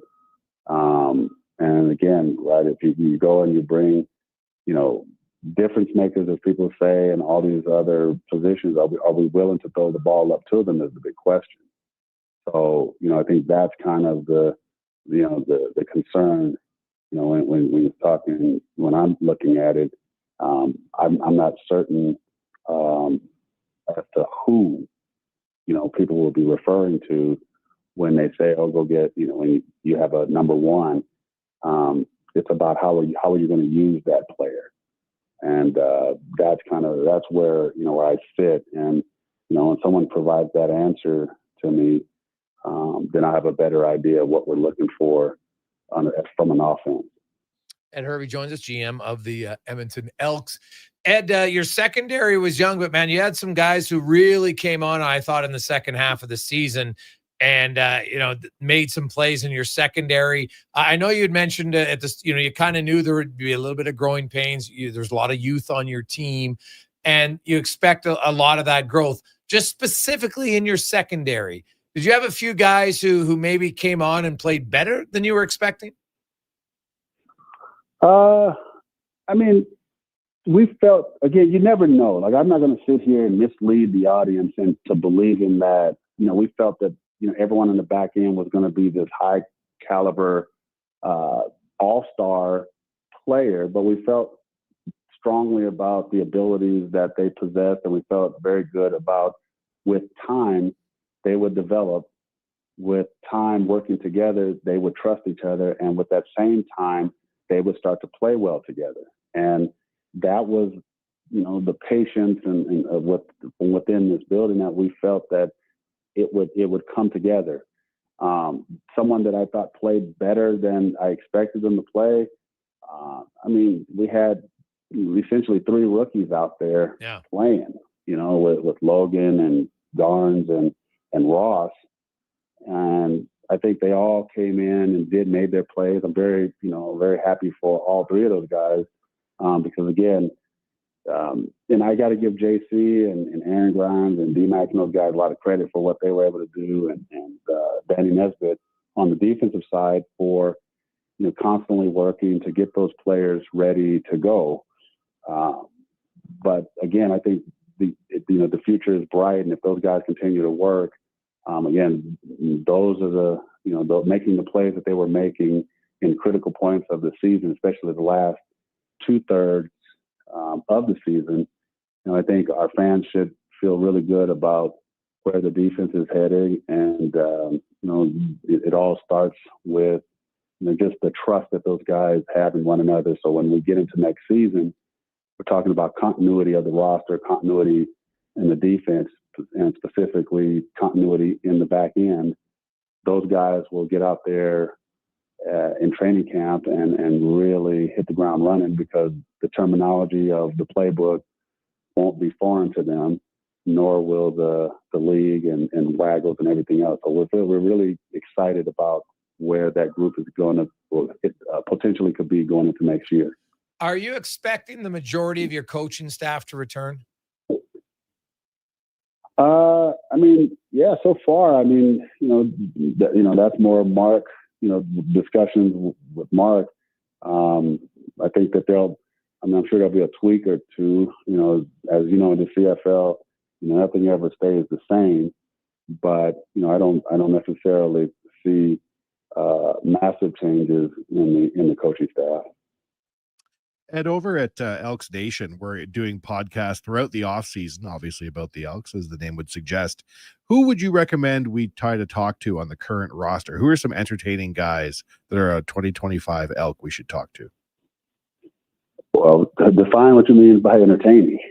As a fan of the team, perhaps not as the general manager, who do you think would be a good interview? I mean, I think, when you look at the roster, I mean, Kenny Logan is quite energetic as one of the young players. He's kind of established himself as the energy source, especially at practice, for a young player. And I think when you have a chance to talk with him, you'd find quite humor. There's a lot of humor there. Joel the Blanco is another one. You've interviewed him many times, but he's another one that I think you would find a lot of fun with. Nick Anderson is another one of those guys that, just getting to know him, he's a very confident player, but also, is very aware, has a lot of self-awareness, and he would obviously be really good. I think when you talk about those three guys in particular, I think Luke Burton-Cron is another one who's, is quite funny. Just whenever I hear him talking about something or he's telling a story, he's quite the character, and Jake Julian as well. Those guys are guys that if you're just looking for solid with entertainment with respect to being well-rounded conversations, I think those are the guys that you probably look for. And there's other guys, but those are the guys that come to the top of my head. Ed, I really appreciate that, man. Enjoy the off season. Give me your thoughts quickly as a scouting analysis. Saskatchewan versus BC. There's lots of key injuries. How do you see that game going? How do you see it setting up? What's going to be the keys to victory for either team? Well, again, this game is going to be played outdoors again. BC obviously is the hotter team. Nathan Rourke is, arguably the best player in the league. But, the Riders have had a week off, and we know it's going to be quite loud in there. And defensively, they're pretty good. And I think it's going to come down to who can control the line of scrimmage. I think that's really where this game is going to be won and lost. I'm not certain that there's going to be an opportunity for many big plays, for the Lions going from indoors to outdoors. And I think for the Riders defense, they're opportunistic. They force turnovers. They're very savvy, and they're physical, and they get after the quarterback. So if they can do that on defense and contain BC, and they can, on offense, can control the ball at the line of scrimmage and run their offense, it should be quite an entertaining game on all fronts. And again, the team that the hottest team in the league versus the team with 2 weeks to prepare. That's going to be an interesting matchup for us. Ed, will you be making your way to Grey Cup? And if so, will you be making an appearance at the Spirit of Edmonton? Yeah, I will be. I will be making an appearance at going to Grey Cup. I will be in Winnipeg. And you can't go to Grey Cup without visiting the Spirit. I mean, that is just what we do here in Edmonton, right? We support our own, so it'll be an opportunity to kind of get reacquainted with some of the old guard in there, and you have a chance to really enjoy speaking with the fans and just really enjoying the festival. So yes, I do plan on going and enjoying it. All right. Well, have fun, and we'll talk to you again soon. Appreciate your time. Hey, one question. I'm surprised you didn't ask me about the Los Angeles Dodgers. Okay, I'm surprised. Like everyone asked me about the Dodgers when they were down 3-2. I'm just surprised that no one decided to ask me about them right now. Hey, thanks for having me on. I appreciate it. Thanks, Ed. I appreciate it. No, hey, he's a huge LA guy. He's a huge Lakers fan. He's a huge Dodger fan. And yeah, well, I don't think we asked that. We didn't have Ed on before, so somebody else must have asked him that one. But I totally forgot. I should have asked him about that because I knew he was a huge Dodger fan. But his point's well taken. He was cheering for his team. If it's legit, like if you were a Dodgers fan or you're the fan of a team and this is your, like, before Ohtani, right? Yeah. All the power to you. Like when a true fan of a team wins the championship, even if you're a fan of the Jays, you got to hand it to true fans of the Dodgers. Oh yeah, I don't think they. I don't think anybody holds it against them. But you don't like it, but you can respect it. Yeah, I think both things can happen at the same time. Soldier's code, right? Yeah, I guess so. Yeah, not bad. We'll come back. We got 5 questions. We got Spec. We got LT. Man, what a jam-packed, positive Friday edition of the Gregor Show, presented by PlayAlberta.ca. Legacy Heating and Cooling is the only place to call for heating your home. So when it's time to replace your old furnace, or for 24-hour repair with no overtime rates. Legacy even heats your shower with hot water tank. Call Legacy. And with no interest and no payments for 1 year, it could only be Legacy Heating and Cooling. It's a new season, Edmonton, which means it's time for new offers. Play Alberta is offering odds boosts on every Oilers game all season long. This is your chance to score big. And for a limited time only, our listeners can get an exclusive $50 free bet when they deposit $50 using code Gregor50. That's code Gregor50 for an exclusive $50 free bet. Alberta wins with Play Alberta. Must be 18 plus to play. If you gamble, please use your game sense. PlayAlberta.ca. Wondering what you can afford? Let Go Auto do the math with our free car loan calculator. No pressure, no awkward convos, just quick answers on your budget and payments. Bad credit? No credit? We got you. Text check to 780-777-7777. That's check to 780 all 7. Find out what you qualify for and start shopping with confidence. Go Auto. Drive what you love with payments that make sense. Don't look now, but I think we're being followed. Oh, that's just my Fountain Tire sidecar. Well, they're driving pretty close. Because they're attached. Save up to 15% on select tires until December 13th. Cool. Plus, get up to $125 off a set of 4 Goodyear tires. Anything else? Get $50 off $150 service when you buy those tires. Well, that's handy. Yep. And weird. Well, I love my Fountain Tire sidecar. Book your appointment online today. Restrictions apply. Fountain Tire. We're on this road together, Canada. Need to make more money? Own a franchise and control your future. Come to the Franchise Show November 15th and 16th at the Edmonton Expo Center to meet with the hottest franchises. Get valuable advice at free seminars and learn how you can open a successful business. This is your only chance to see all your best money-making opportunities in one place. Find the perfect business for you at Edmonton's only franchise show, presented by Quick Bite, November 15th and 16th, Edmonton Expo Center. Get tickets at EdmontonFranchiseShow.com. Portions of this hour brought to you by Northwest Crane, available for all your lifting and equipment needs, specializing in selling and servicing cranes. Get lifting at northwestcrane.com. Hat tricks, touchdowns, and home runs. Get it all with the Jason Gregor Show on Sports 1440. Presented by PlayAlberta.ca, Alberta's only regulated online gambling website.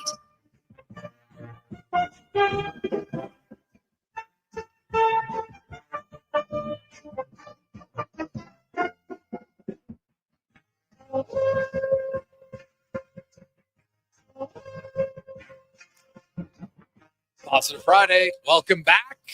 Your work week is almost done. Drive safe. We've had a few texts coming in from a few people in the ditch, vehicles that they've seen on 66th Street, 34th Street, 66th Ave, heading southbound. Got another one on the Henday, no surprise there. So I know the white stuff is the first time. And we all kind of have to reacquaint ourselves with the conditions, but be safe and remember, get your winter tires. This is International Forget How to Drive Day. First snowfall of the year. Like, what? Yeah. What is, you mean I can't tail someone the whole time? What's going on? Turn your lights on, folks. That's the one. Please, especially when it's snowing out. I don't know. Is it still snowing out? Snowing when I came in, still at 10 to 2. So I don't know. Was it snowing when you came in? Oh, yeah. Still snowing. All right. Yep. Oh, there you go. Let's get to 5 questions brought to you by The Brick Furniture, mattresses, appliances, big screen TVs, electronics, you name it. They have it at great prices right now at The Brick and thebrick.com. It's time for 5 questions on the Jason Gregor Show. All right, guys, you got Oilers Avs tomorrow night. Who's winning? And throw in a bold prediction as well.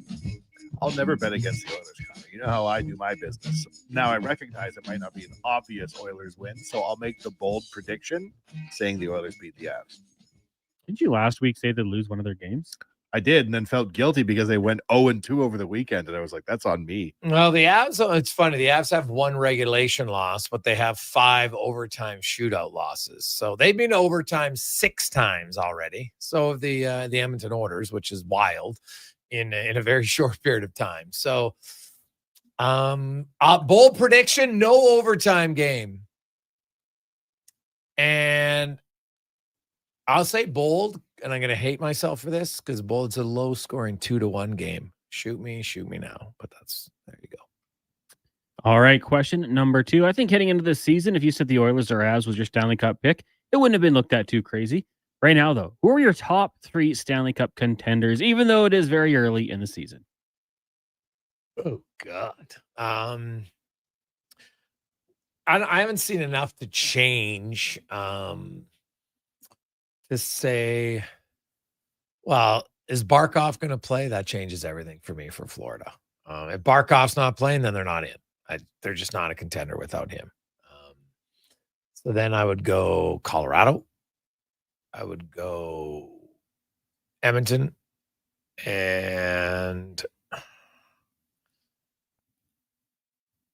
I can't rule them out. I'll go Carolina.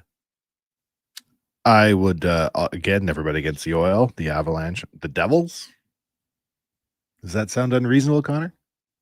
Anything you say with enough confidence, I might believe you. There was a bunch of question marks. If you were to transcribe that statement, it went question mark, question mark.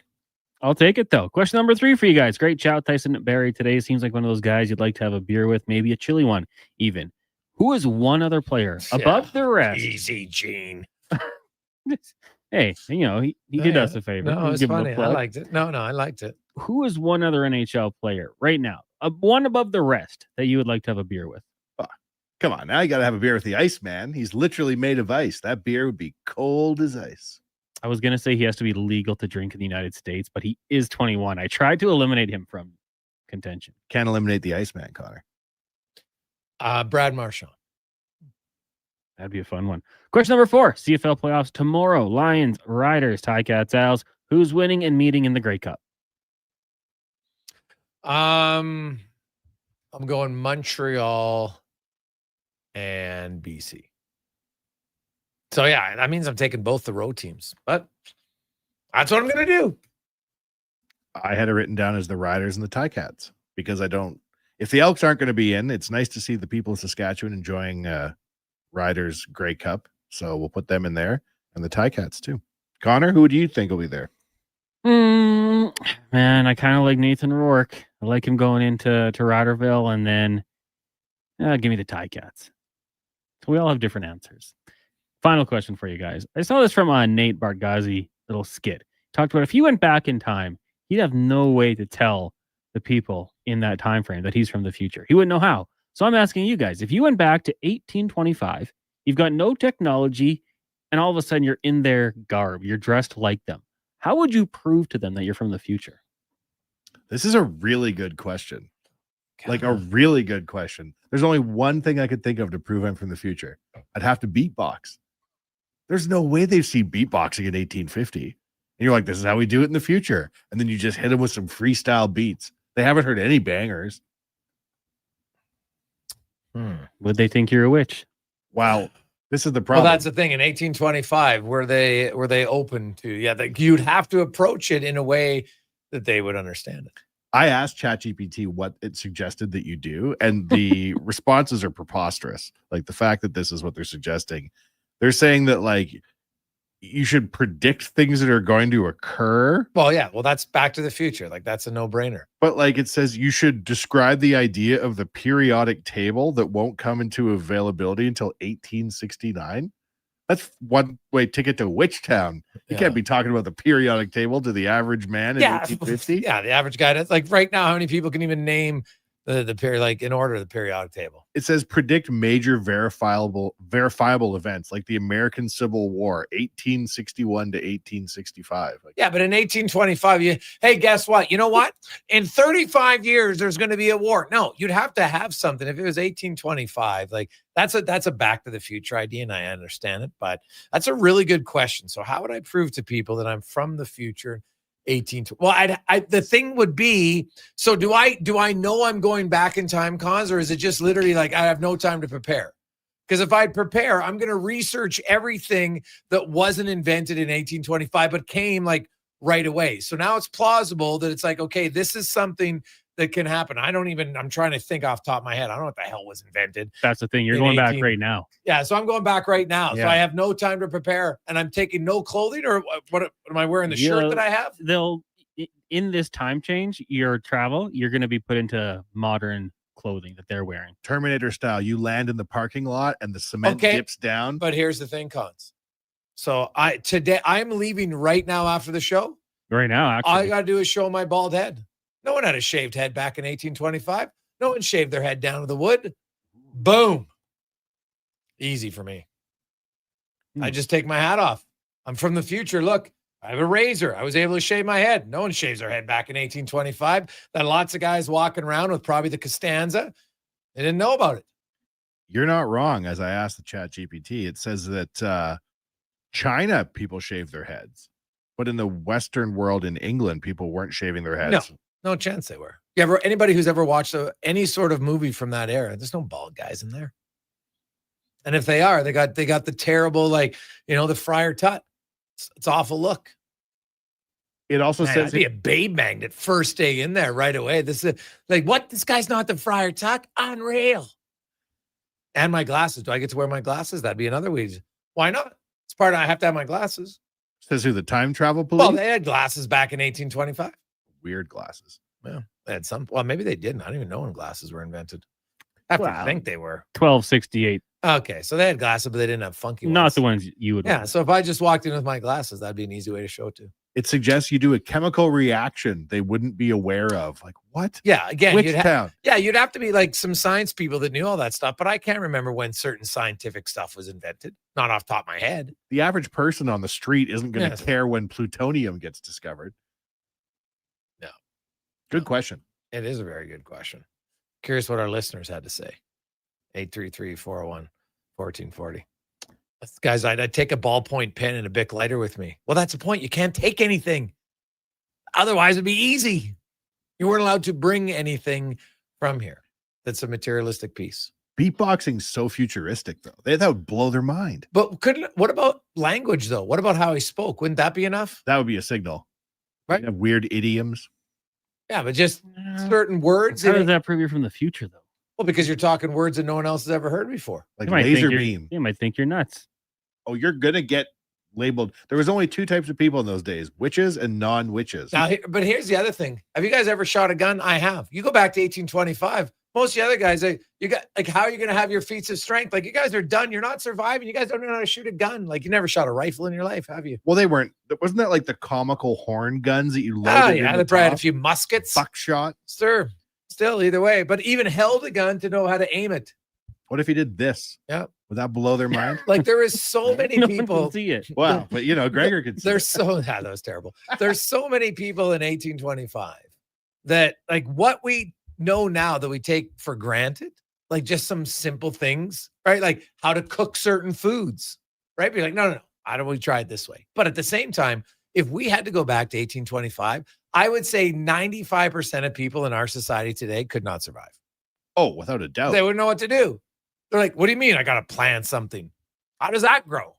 You probably land anywhere in the world, walk 2 kilometers, and be dead of some sort of germ. Yeah. So it would be. Hey guys, I would show them my perfect teeth from Nick. Nick, that's actually not a bad idea. Yeah. That's a pretty good one. Why are your teeth so white? Yeah, I have toothpaste. Pardon? We have dental floss. Pardon? It literally says, Connor, predict women gaining the vote in 1900s. 75 years from now. This, Like, what? ChatGPT, Come on. as shown again, isn't always the brightest. So there you go. Yeah, you'd have to. I like this one, Phil. Just tell them the winner of the next presidential election. Phil, that's a great idea. But Phil, off the top of your head, can you tell me who was the president in 1826 or the prime minister? Well, first of all, there's no prime minister because there's no Canada. But does anybody know? I don't know 1826 who the president was. Can you imagine trying to talk to somebody like there is no prime minister? Like, yeah, well, there wasn't back then, man. The next president would have been Andrew Jackson. That's who I was going to predict. Well, I guess. But that's things you like most of us wouldn't know. Yeah, you're guessing. I would pick up a hammer and just start working because I'd have no way to. I just try to fit in. I think immediately start to fit like, in. well, guess I'm a woodsman. Take a new wife. Start again. That's it. God, you've been here for an hour, Connor. How do you already have a new family? Yeah, have a barn built. And... Well, that's true. Well, hey, if they don't find you handsome, at least they'll find you handy. One of the greatest lines ever from Red. Hey, boys, cook the modern day meals with ingredients from 1825. Well, most of the ingredients were basically meat, potatoes. There was no processed food in 1825. I bet it would be shocking to talk to somebody from 1825, just how little they would be aware of. Like, you're not getting a regular newspaper. There's maybe 10 books in your house if you're lucky. Oh, yeah. Oh, you ever heard of Cardi B? I'd say to them, Connor. Mm-hmm. Yeah. I don't know. Like, you start dropping slang, they think you're like when a kid says what skibbity or things like that. Well, first of all, I would never walk in there saying skibbity. I don't even use it now. I don't even know what the hell skibbity means. You can't make first contact with the 6'7" meme. No. Skibbity. Yeah. I mean, just like any slang like bodacious, even they'd have no idea. Groovy. Like, what's this guy talking about? So I doubt myself pretty quickly. Mm-hmm. If you had a tattoo, that'd blow their mind. Well, would it? No. Like a modern day tattoo. They'd have like a weird old Navy tattoo that's all wiggly. Maybe. I don't, but I got virgin skin, so that wouldn't help me. Me too. No tats here. Me either. Virgin for life. Let's take a quick break. We'll return. Let's get to the con man and a sports 1440 update brought to you by Northgate Chevrolet Buick GMC. Hey, be one of those back then, but there is one now. And guess what? At Northgate, they have winter tires at cost. Some of you are slip sliding away as we speak to you today. So go check them out. Get some winter tires, northgategm.com. Sports 1440 update.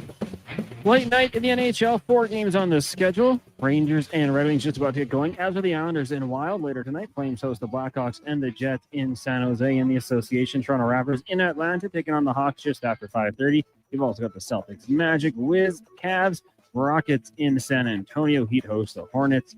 Mavericks taking on the Grizz, and the Nuggets up against the Warriors in the WHL. The All Kings on the road in Medicine Hat. Puck drop 7 o'clock. CCHL. Spruce Groves in Vernon at 8, and at 7 the Crusaders host Cranbrook in the AJ5 game tonight, including Kodiaks in Whitecourt and Bonnieville hosting the Bobcats.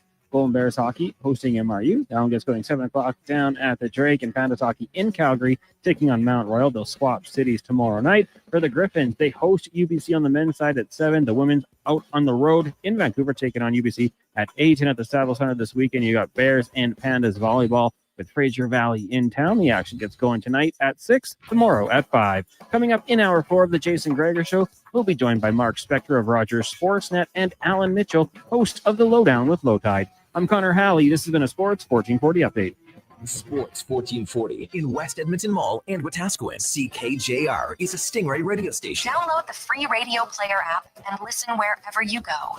Sure, your couch is comfortable, but watching the game is always better and on the rocks. With crystal clear TVs, you won't miss a single play, and the specials are a major league win. Pre-game warm-up starts with specials 30 minutes before the puck drops. Get 69-cent wings and $5.75 Molson Canadian and Coors Light drafts. And play score and win every game for your chance to win big. Be part of the action this hockey season. See the menu online at ontherocksyeg.com. Oodle noodle origins. In 1864, Francis Oodle took over his dying father's business as a leatherman. He was quite proficient, but his heart was never truly in the trade. After his father's death, Oodle met a cocksure young man named Vladimir Neudel, who was a trailblazer in the popular new art of food boxes. They formed a partnership and aimed to ply their trade in the New World. At Ellis Island, Neudel was renamed David Noodle, and henceforth, the franchise has been known as Oodle Noodle. Get Black Friday prices now at The Brick. Skip the line and save big. Get 65% off genuine leather and reclining sofas when you buy the matching Love Cedar chair. Plus, get up to 25% off bedroom and dining furniture. And buy more, save more. Get up to an extra $1,000 off select major kitchen appliances. Mattresses are up to 40% off. And with every mattress purchase, you're entered for a chance to win a cruise. Some exclusions apply. See in store for details. The Brick, saving you more. The basketball show turns 10, and we welcome a new generation of basketball talk. Just after. With Paul Sir airs Saturday mornings from 10 till noon on Sports 1440. From grassroots to NBA to the Olympics, we've got you covered. Hi, Mike here from Northgate Chevrolet Buick GMC. Snow, colder weather, shorter days. November is officially here. But it doesn't all have to be bad news. If you're thinking about a new or used vehicle, now is the time. Massive savings, 0% financing, and don't forget tires at cost. Yes, that's right. We sell winter tires at cost. There's lots to celebrate in November. And as always, we'd like to thank all of those who have Positive Friday.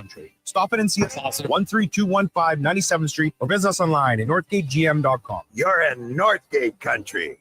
Is your company drowning in paperwork and administrative tasks? Do you need more data to make better decisions? Nectar.io is your company's all-in-one solution for fleet and materials management, safety, time cards, and GIS-based project management. Now is the time to capture and transform field, site, and shop data into boardroom-level business intelligence, all with one login. Visit Nectar.io to book a demo today. Nectar.io, your business made better. When you visit a Booster Juice location on November 13th and purchase any regular size smoothie, you get another one free. No way. Yes way. We celebrate our birthday every year with a special buy one, get one smoothie offer to show our appreciation for our amazing customers from coast to coast. I'm ready to celebrate. Thank you, Canada, for 26 wonderful years. We look forward to serving you not one, but 2 delicious smoothies on November 13th. Conditions apply. Booster Juice, Canadian born, blending since 1999. Excavators, loaders, lifts, compaction equipment, and more. Find the XCMG construction equipment you need. Available for rental or sale at Japa Machinery Group. Japa, helping build Alberta from the ground up for 50 years. Visit japamachinery.com. Portions of this hour brought to you by Crystal Glass, your clear choice for residential windows. Locally manufactured and installed, Crystal Glass provides a beautiful product and incredible customer services for all of your residential needs. Call 310 Glass or visit crystalglass.ca for a quote. The Jason Gregor Show, the best of Edmonton sports talk and beyond. This is Sports 1440. Presented by PlayAlberta.ca, Alberta's only regulated online gambling website.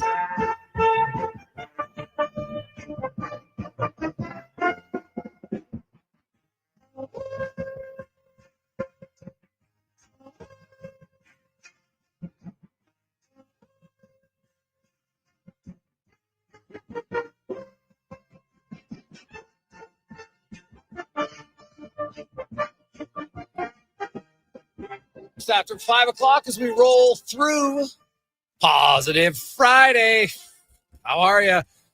I know some of you hate the snow, but some of you love it. It was interesting. Alex Shemsky, I saw him today, and he's living in Dallas now. And he's like, man, I come home and it's snowing. He says, man, I saw it. I was just like, geez, it's like Christmas. It reminded me he doesn't see a lot of snow. So he came back and he's like, it was kind of nice to see a little bit of the white stuff. If you never see it again, you kind of miss it. So I get it. The Gregor Show is always brought to you by PlayAlberta.ca, your one-stop shop for a little fun. Stay within your unit limits, though. Make sure to use your game sense. Go to GameSenseAB.ca to learn how to stay within your limits. Jason Gregor won you. Congrats, Connor Halley. with you as it's time now for the Spec Report, brought to you by GS Construction, your underground infrastructure specialists who can make it as easy as running water in your home or the roadways to get you to and from. GS Construction. Mark Spector from Rogers Sportsnet joins us, and Spec, the Oilers and the Avs tomorrow night, both teams with 3 days between games, the two fastest teams according to NHL Edge by a fair margin. It should be a fast game, and I guess the question now is, after listening to the captain and the head coach, is can they find a way to take their good starts and not blow them? Yeah, Connor McDavid is sounding impatient. He said, "Let's go. It's time to get going here." Like he doesn't buy the start. He doesn't buy the the cup. He's tired of hearing the excuses. I'm not saying from his teammates, maybe more in the questions he gets asked, but I really got a feeling today, talking to him, looking at him, hearing his voice, that he's like, "Let's get going here. It's time to get moving. It's time to get past this start we always do and get into our season." So does that happen? Let's see. But the captain's not fooling around. It doesn't look like, huh? No, not at all. And he'll, you know what? They will, the Oilers, I watched today's practice. I know the coach thought, there was at times it was a little bit choppy. I actually thought it was a pretty fast-paced practice. There was a little bit more animosity. You saw Frederick and Wallman. Frederick took him down pretty hard. Wallman didn't like it. And you know what? You need that sometimes in practice. I actually thought, practice today was pretty spirited, and definitely a longer practice because they haven't had one in a while. Oh, for sure. It was a really good practice. Again, it was long. It was fast. Guys are so fit, eh? Like a normal person in that practice would have been sucking wind by about the 30-minute mark. So, watched it with, they went hard today for sure. And that's okay. A couple days off is good for you. And then coming back with a real hard practice today is good for you. I assume we'll get probably an optional skate in the morning. But, we're like I always say, Jay, there's sort of new levels to the season. Like guys who impress in training camp, you go, okay, great. You impressed in training camp. Then the season starts. And then that's a new level, right? Now we're playing for keeps, and some guys can still impress. That's good. Some guys fall by the wayside. But I always say you get to about halfway through November. That's when, we're at between 15 to 20 games. All the teams got their line set. People have some chemistry. Now you've played a dozen games with your line mates. Everybody's into the season. To me, this is where we're right in that area of the next gear here. And, the Oilers are okay. They're fine. They're standings wise. Don't love their game, but it's time for the next gear, right? It's time for the next gear. Here we go. So let's see if they got one. They split up the D pairs. Nurse is going to play with Regula tomorrow, and Wallman's going to play with Kulak. Your thoughts? Well, why not, man? I don't know. Like, I don't really know what to think. Here's what we don't know. We do see some tough plays. Wallman's had a couple of tough pinches, right? That we haven't loved here. We've all seen Bouchard's game. It hasn't been great. Nurse has been mostly pretty good. Bad game here and there, whatever. It's going to happen. So how much of those things are, when the coach looks at the video, when he looks at the Wallman pinch, sometimes they say, I don't mind the pinch. The partner's supposed to be in a certain place. The partner's supposed to do something. And if he doesn't do it, sometimes he's mad at the partner. So I'm not informed enough to know if there's something wrong with these pairs, or is he just doing what coaches do, Jason, trying to wake some guys up by, stirring the pot a little bit here. I never saw a team get a whole lot better by mixing their defensive pairs. I got to be honest with you. Have you? Well, at certain times, yeah. If you get some guys just match better than other guys. It's at certain times, right? And sometimes there's no rhyme or reason why you would think a pair works, and then you find out, you're like, oh, geez, these guys work pretty well together. So, Regula can move the puck. I know that Wallman, his conditioning isn't where he wants it to be just yet after not having the training. So I wonder if that's a small factor here. He gets so sorry. You had him with Kulak. Yeah, he's with Kulak. Yeah. Yeah. Okay. Well, what that tells me is you've got generally speaking, the sixth defenseman in Regula playing with a high minutes guy in Nurse. So we're probably going to see some evening out of the numbers. Maybe all of this is getting done to take some minutes away from Bouchard and Ekholm. You know, you could say that by evening out your second two pairs, you can give them both a couple more minutes and take a couple minutes away. Bouchard has been as long as there's like 2 or 3 power plays, he leads his team's defense core in minutes every game. The only time he doesn't is when there's no power plays. So maybe that's what the coach is doing. Maybe he's trying to just even out some minutes and keep things, you know, instead of having one pair play a whole bunch more than everybody else. I don't know. What do you think? Well, Nurse's numbers aren't great, right? Him and Wallman haven't been great together. So I think that's a part of it, to be honest here. If you just look at some of their underlying numbers, it hasn't been ideal. So I think that's a part of it. If I've actually looked at the minutes played, Spec, and you're right. There's been a lot of 5-on-5 minutes in these games lately, and there hasn't been a big difference between 1, 2, and 3 as far as minutes go overall. So, Darnell Nurse all season has played the most minutes 5-on-5 of any order defenseman, which is the same as last year. So, you know, people say, "No, Paul Coffey was different." No, he wasn't. Nurse played the most 5-on-5. Now that's because Bouchard plays on the first unit power play and usually plays the majority of it. So if there's ever that unicorn game, it seems, for the Oilers where their power play gets actually 3 chances, well then, yeah. But when it's even then Wallman or Nurse were actually the guys getting more minutes. So it's kind of fascinating to see how Mark Stewart has spread it out on their back end. The top 2 lines remained the same as they should. No surprise. The top line scored 2 goals off the rush lately. The Roslovic, Draisaitl, Podkolzin line looks good.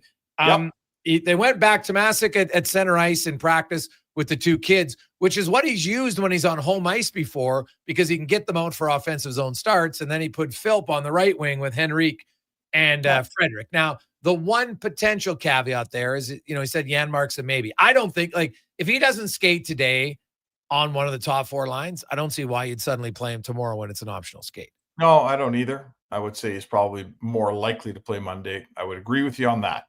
I don't if this is a good home ice lineup with Tomasic and those 2 kids like Howard and Savoy. Sure, that's fine. You can shelter them. You got to shelter that line, and if you're on home ice, you can do that, no problem.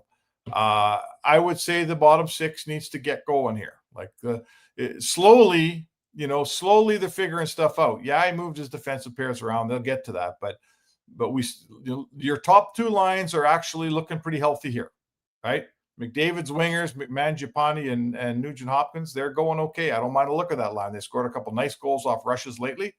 And we all knew Draisaitl would go back with Podkolzin eventually, right? It was inevitable, and he is. And that line's looking good. Roslovic looks excellent here with Draisaitl. So great. You got 2 lines. It's a place to start. Now you need a line down there, the second, third, or fourth line to establish itself, to grab the reins and say, you can count on us. We're going to get you a goal every second game-ish. We're going to be responsible defensively. We're going to have shifts from the other team's end. That's what's next here for this team to get going, is the depth guys got to start pulling the rope a little bit harder. Mark Spector joins us here, Sports 1440, Oilers Nation, YouTube, Facebook, X, and Instagram. Looking, Spec, at the Avs who come in here. They've played 14 games. They've won 8, all in regulation. They've lost 1 in regulation, but they've lost 5 in overtime and a shootout. So, they've only won 8 of 14 games in regulation. Good. But I see a lot of these teams, and hey, Colorado's good, don't get me wrong, but it's so many overtime games earlier. It's kind of hard to get a beat on, are they as dominant as 8-1, or is it really they're 8-6? How do you view them? Well, I guess what I'd say to you is they're not letting games get away. You know, when you can see that when they're within striking distance, when they're in a 2-2 game or whatever it is, they're getting it to overtime. And in today's NHL, that's really a goal, isn't it, Jay? I mean, we watched that St. Louis Edmonton game, and Matthias Ekholm was dead right after. He said it felt like for the last 10 minutes, both teams were playing for overtime. And the Oilers blinked first. St. Louis scores, and they don't even get a point. So that really sucks. And I would say to you, Colorado's not doing that. Colorado can hang on to their position in the game. They're not giving games away. So give them credit for that. Maybe overtime's not going their way, I guess. But you know what? Colorado's good. Colorado's a fun team, a good team. I suspect, I'm not sure they're not ready to get back on top of Dallas here. I'm not sure that I like them better than Dallas. I like their team better than Dallas. Oh, yeah. So, I for sure. But who's been in the Western Conference Final the last 2 years? Hadn't been Colorado. Yeah. So I think it's probably time that Colorado gets back to where I think they belong. I think they're the best team in that division. Well, and they've been doing it without their number one goalie. That's what's been impressive about them. So the Avs look good. This will be a real big test for the Edmonton owners. Should be a fast test, Spec. So have fun with it. We will chat with you on Monday. That sounds good, Jay. Have a great weekend. There you go. That's Mark Spector, the Spec Report, brought to you by GS Construction. LT is up next. It's Gregor Show, presented by PlayAlberta.ca. You know your neighbor, right? The one who watches your house when you're away, who keeps their yard looking nice, who says hello every day. That's us, GS Construction. Now, we probably don't live right beside you, but we do live in your community. And when it comes to water and wastewater infrastructure, moving along smoothly, we're the ones doing that work. GS Construction has been doing it since 1974, over 50 years. So you could say we are your neighbors who wear hard hats and work boots. To find out what your neighbors do, visit gsconstruction.ca. You've got a go-to coffee spot, a trusted barber, even a lucky game day jersey. But when it's about looking your absolute best, there's only one name you need: Mr. Dirk. Family run since 1939, we're experts in crafting impeccable tailor-made suits and offering a wide variety of everyday styles. Pair that with personalized one-on-one fittings and the convenience of on-site tailoring. Mr. Dirk elevates your style game. Visit our Edmonton store or explore MrDirk.com. Score big on style with Mr. Dirk. The basketball show turns 10, and we welcome a new generation of basketball talk. Hoop City with Paul Sir airs Saturday mornings from 10 till noon on Sports 1440. From grassroots to NBA to the Olympics, we've got you covered. The job isn't done until the last load is hauled, and having a semi-trailer out of commission is not an option. Whether replacing or adding to your convoy, Edmonton Trailer has a huge inventory of new and used semi-trailers, trusted by the gravel, logging, oil field, fluids, and freight industries. Find a trailer right for you online or at one of their 3 locations. For sales, service, parts, rental, and finance, when you're in it for the long haul, Edmonton Trailer. Across rural Alberta, volunteers and community groups work hard to make life better for their neighbors, creating new playgrounds, better rinks, and gathering places that bring us together. Vision Credit Union is proud to lend these local heroes a helping hand. Apply today for a Helping Hand grant up to $10,000 to support your community's next big idea. Let's make great things happen together. Applications are open until January 31st, 2026. Learn more at whatsyourshare.ca. River Cree is the place for all your favorite sports. River Cree Resort and Casino, featuring UFC action and boxing live on the big screens at TAP 25, the MVP of sports bars, and in the Center Bar. Plus, catch this fall's biggest games. Every goal, every tackle, every home run. River Creek is also home to the Twin Rinks, where rec hockey and community teams come to play. Public skating available. Details at rivercreekresort.com. River Cree Resort and Casino. Excitement. Bet on it. Portions of this hour brought to you by Papa John's. Get the Gregor special. Enjoy 20% off any regular price menu order when you enter promo code Gregor at papajohns.ca or on the Papa John's app. The Jason Gregor Show, the best of Edmonton sports talk and beyond. This is Sports 1440. Presented by PlayAlberta.ca, Alberta's only regulated online gambling website.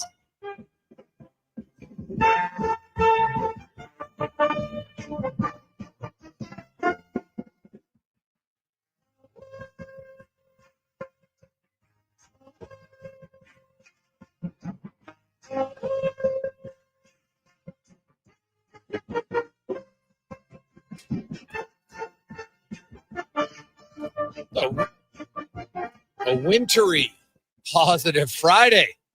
First time we said that in a while. Hope you have your lights on. Hope you have your patience with you as you make your way home. And probably a little bit slower going on the roadways. Everybody get home safe. I got no issue with a November 7th snow. We got a nice Halloween. We had a wonderful October. I don't have an issue with it at all. I'm just saying if it gets on the roadways, that it's all now. It's supposed to be plus 10 on the weekend, so it's going to be all gone anyway. There's some folks though cursing the snow tonight. Yeah, see, I like the snow. I was even, you know what? Pulled out my shovel. I was like, all right, here we go. I had a quick little shovel before I leave because It's the one thing. Like everybody has things in their life that they know. They're just like, it probably shouldn't bother me, but it does. I do not like driving over snow on your pad because then it's packed down and it's the worst. And even though I knew it's probably supposed to melt on the weekend, I'm like, well, if it doesn't, I don't want to have packed snow. So I'm like, no, before I leave, get out there. And it was light. It wasn't much because it probably started snowing around noon or 11:30. So I didn't have tons of snow. And it was awesome. It was just going right away. No big deal. And, when I come home from work, if there's fresh snow on my pad, I don't park in the pad. I park on the road, like in front of my driveway, get out, open the garage door, go shovel, and then I drive in. I just don't like driving on it. Everybody has their thing. Like I'm not Mr. Clean about anything, but that's it. That and don't go to bed with dirty dishes in the sink.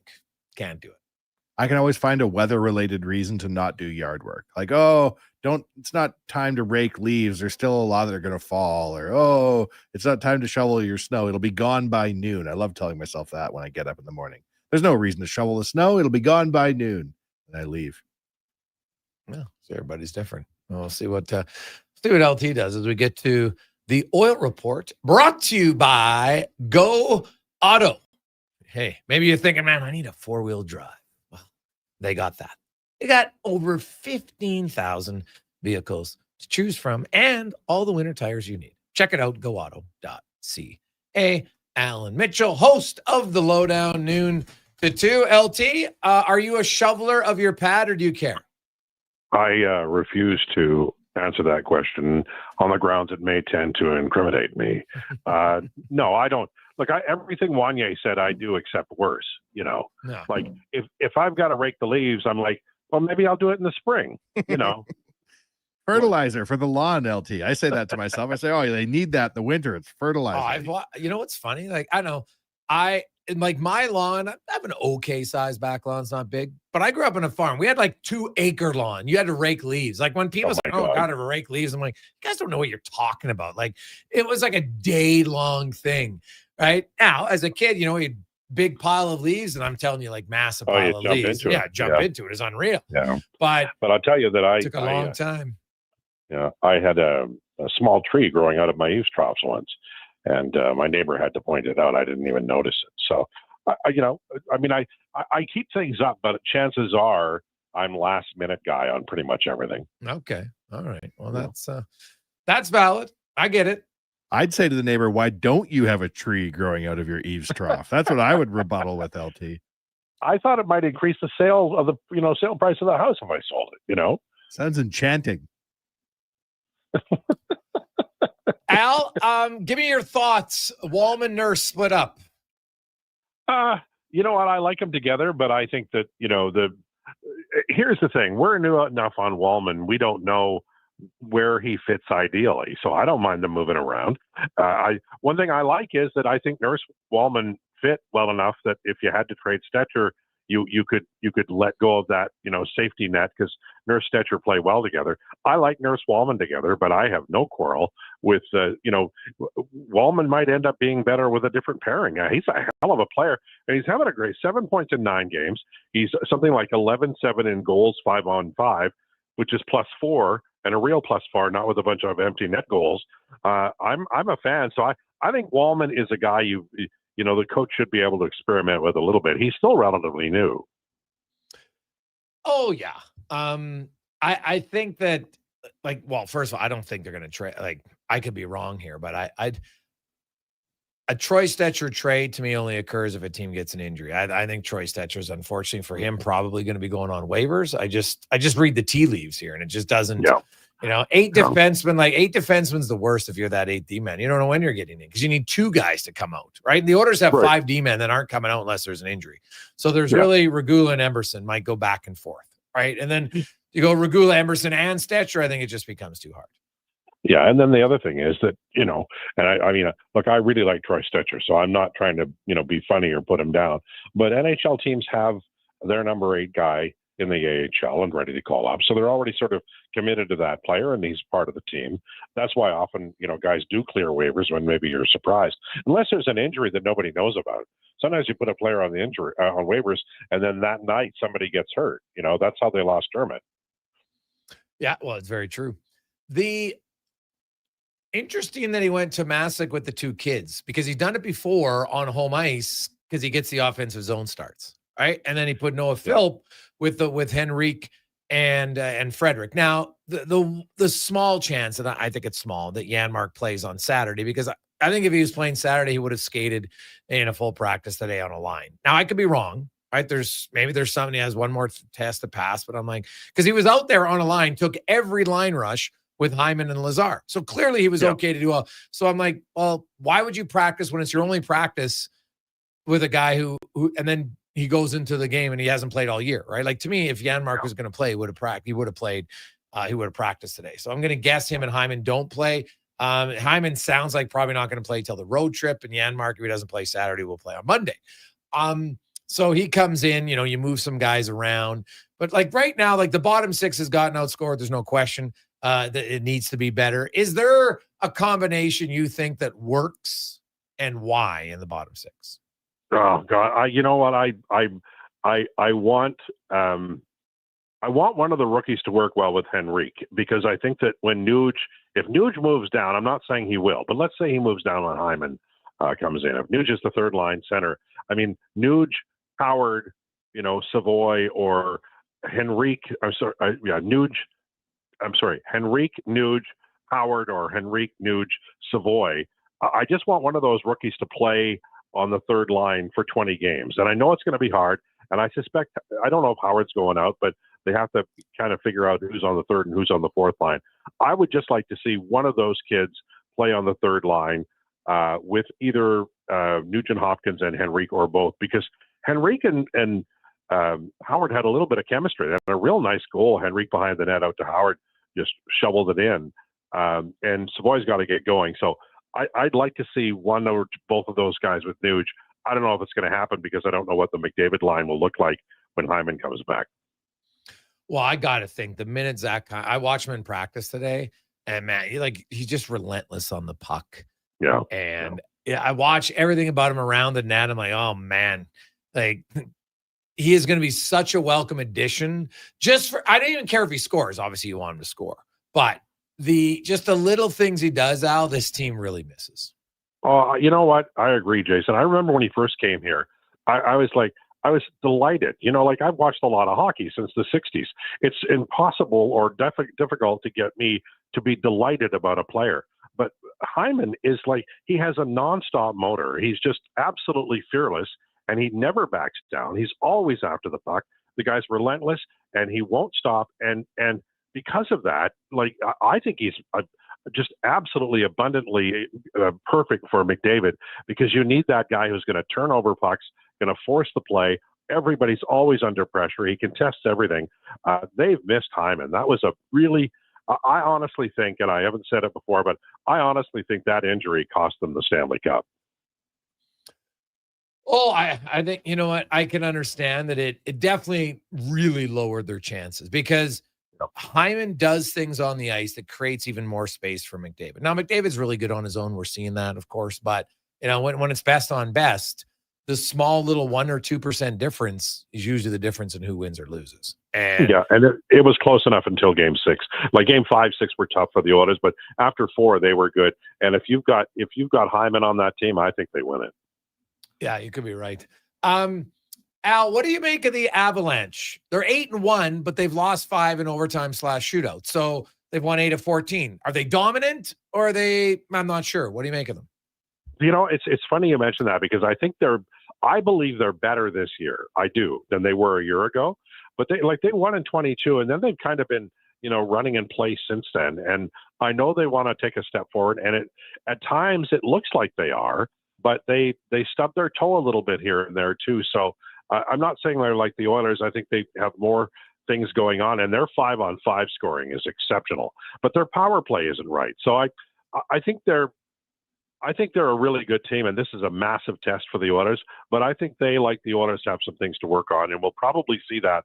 I just love watching the Avalanche play. They have so many ridiculously skilled players, and there's going to be a lot of Olympians playing tomorrow.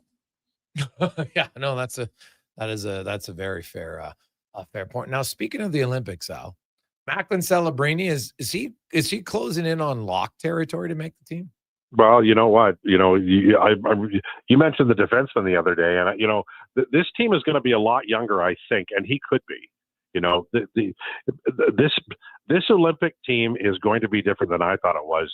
Certainly a year ago, but even a few months ago, because these young guys, Celebrini, others, they're pushing. And I mean, who are the goalies, guys? Who's going to start for Canada in goal?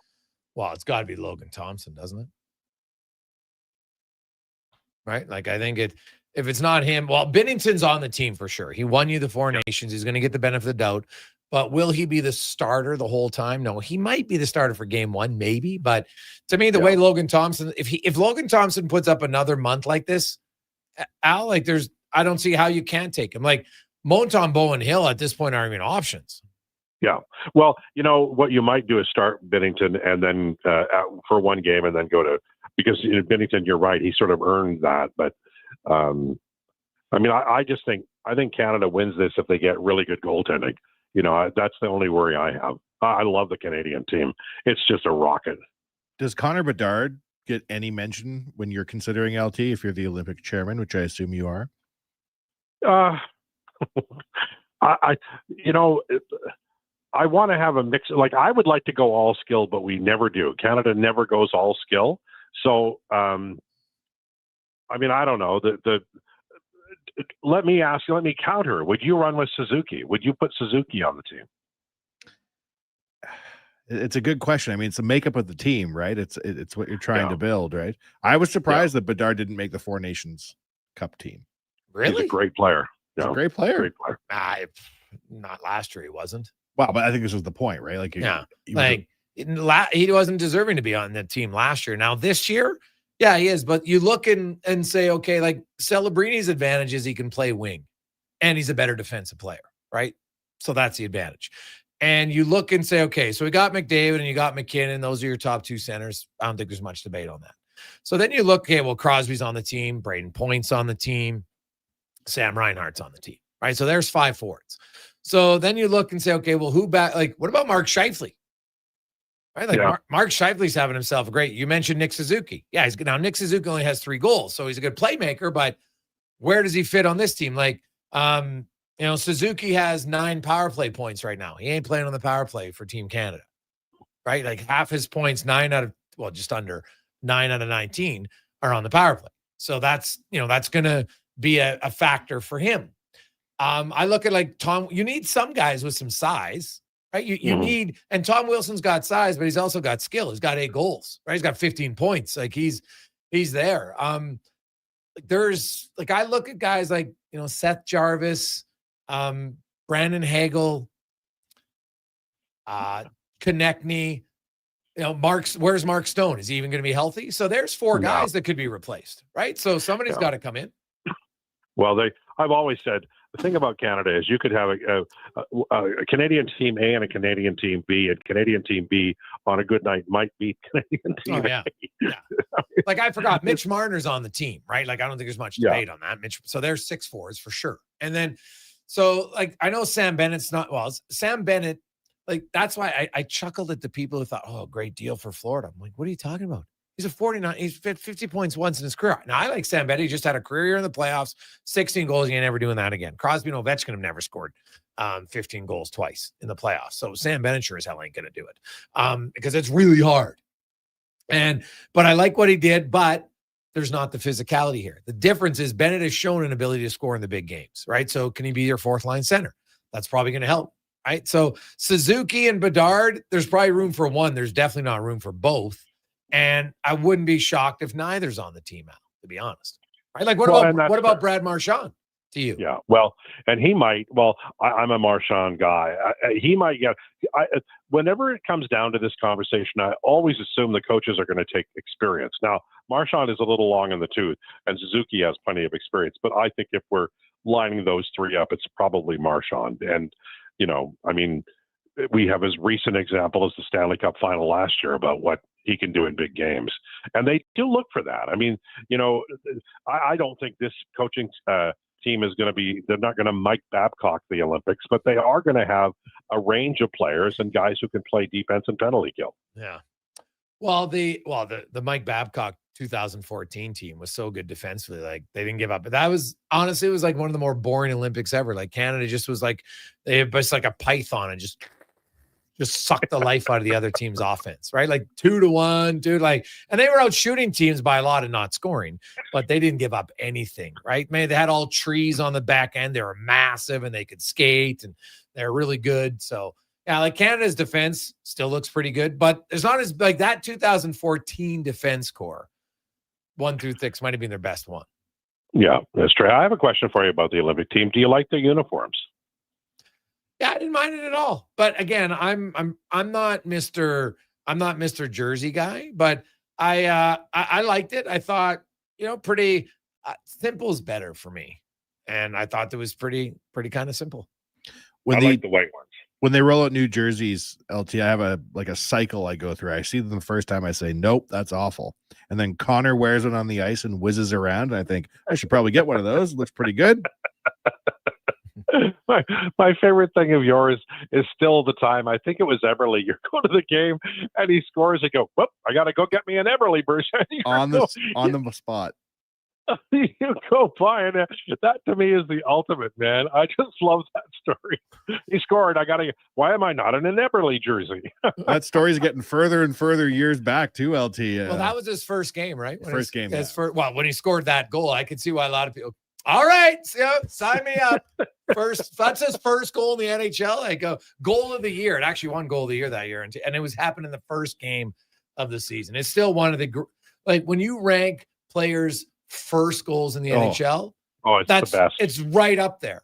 Like there's probably a few others that I'm unaware, but that actually be a great conversation. Fans and other sports. Okay, give me your organization's greatest first goal by a player. And that would be hard to beat, man. Yeah. It just would be, because it doesn't have to be a great player. Like I don't care if it's Joe Smith who played 6 games when his first goal was unreal. It's just like who had the best first goal as an NHL player, and that one by Everly, like to walk the defense, and then it's Kiprasov, like it's pretty nice. That was such a moment in time too, because all the super rookies were starting that one game, right? Yeah. So there was every line had a new guy you were looking for that you couldn't wait to see how they turned out. What a great game! Yeah. Do we know what Strudwick's first goal looked like? He might win that thing. Oh God, I think he shot it from the point and it hit a stick and went in. I think that's electric. I think it's now his first shootout goal. Is pretty important, right? It was unexpected, right? The old classic 7-hole shot. I'm going high glove. It goes blocker. Ha ha! I got him. So. Yeah, when I met him, he said, "Hi, I'm Jason. Let me show you that overtime goal I scored." And that's how he was introduced himself. And then he sang "Sweet Caroline" and showed me his butt in his jeans. It was quite the deal. And every part of that story is believable. That's what's so great about it. It is. Everyone's like, "Oh, yeah, I could believe that Struddy would do that." So it makes sense. Al, have yourself a wonderful day. Hey, I haven't talked to you since. What do you make of the Jays getting Bieber? Oh, I love it. That is such a sweet deal for the Jays. Man, I love that. I have to say that's manna from heaven. That he could have gotten 3-4 years at more, and that's a great deal for Toronto Blue Jays.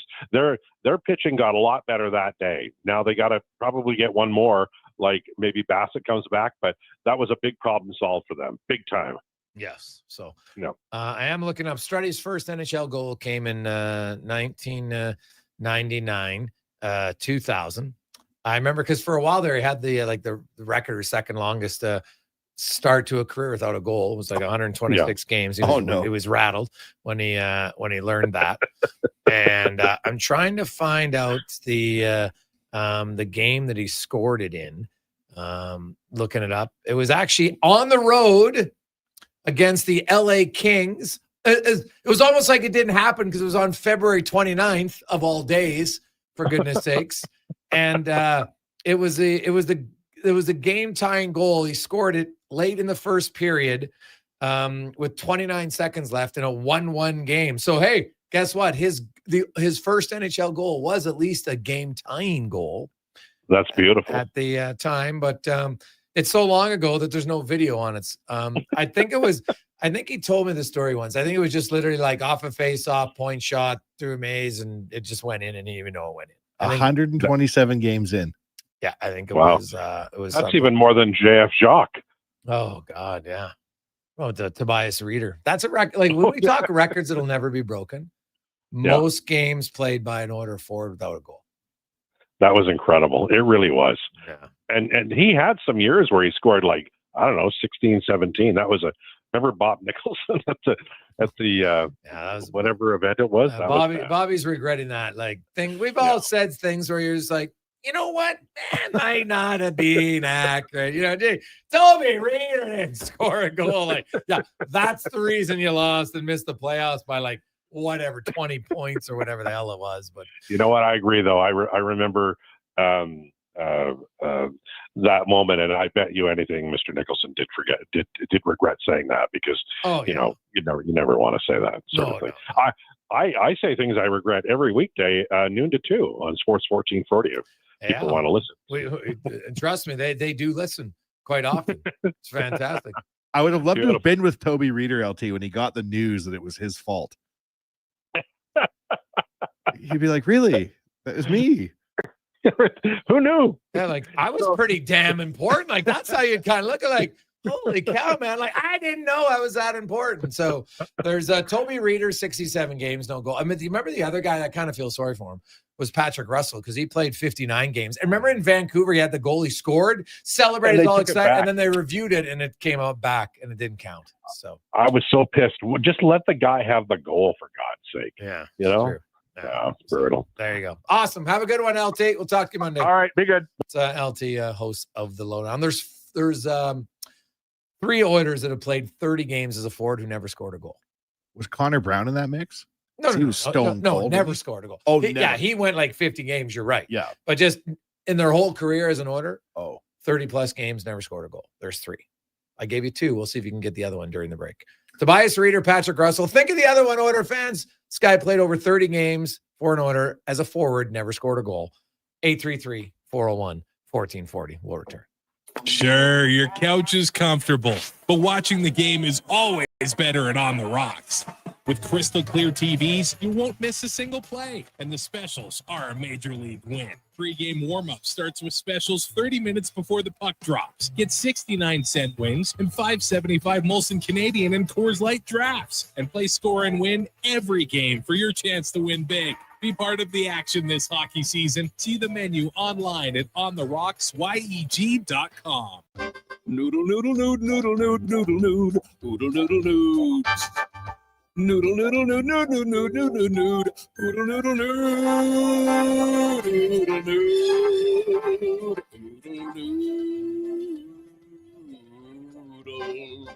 noodle, noodle, noodle, noodle, noodle, noodle, noodle.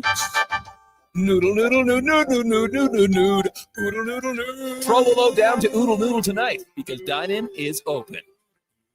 Get Black Friday prices now at the Brick. Skip the line and save big. Get 65% off genuine leather and reclining sofas when you buy the matching love seater chair. Plus, get up to 25% off bedroom and dining furniture. And buy more, save more. Get up to an extra $1,000 off select major kitchen appliances. Mattresses are up to 40% off, and with every mattress purchase, you're entered for a chance to win a cruise. Some exclusions apply. See in-store for details. The Brick, saving you more. The job won't wait. Why should you? At AWS Welding Supplies and Repairs, conveniently located in Nisku, we've got everything you need to get it done. From product sales to servicing and calibrating machines, we're your one-stop shop. We're a proud, locally owned and operated business, committed to serving our community with a proven track record of customer service. Don't let a broken tool slow you down. We offer fast repairs and free same-day delivery of in-stock items to Leduc, Nisku, and South Edmonton. AWS Welding. We make it happen.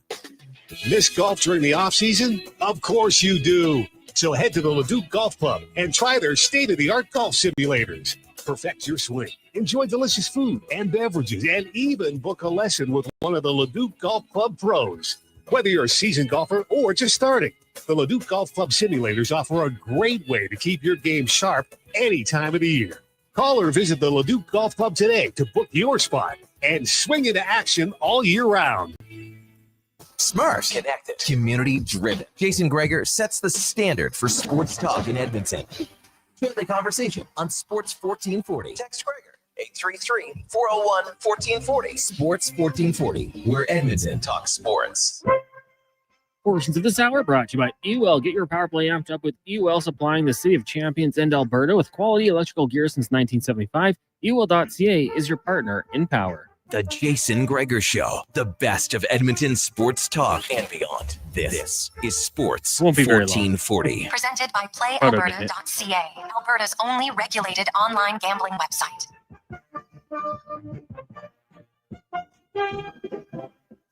We return, Jason Gregor. One Eagrettes, Connor Halley, a busy show, man. Unreal lineup. Great job by Brad and the Con Man today. If you missed any parts of the show, we had Connor McDavid on the first hour. We also had Rick Westhead talking about his book, very important book. We had Nattie Neidhart, who, of course, longest running woman in WWE. Of course, Jim the Anvil Neidhart's daughter. Her book was fantastic. We had her on. We had GM of the Elks, Ed Hervey, Craig Button. God, whom LT, Tyson Berry. Man, packed show today. Will that McDavid interview be separate on the YouTube channel? I think it will be, yes. Yeah. It'll be up on the YouTube channel. You can get it on our podcast. You can also jasongregor.com. So, yeah, it'll be up in all of those places. Have yourselves a great weekend, everyone. Please do not drink and drive. Get home safe. Get home smart. Don't weed and drive. You got hockey. You got football. CFL playoffs. We'll know who's in the Grey Cup come Saturday night. You got the Oilers and the Avs, fastest game of the weekend in the NHL. Huge games in the NFL. So enjoy it all. Be safe. We will talk to you on Monday. Let's get to the Con Man and a Sports 1440 update brought to you by Loca. Your fridge just got an upgrade. Over 200 chef-prepared gourmet meals are waiting at Loca Quality Market. Shop online, loca.ca. Good night.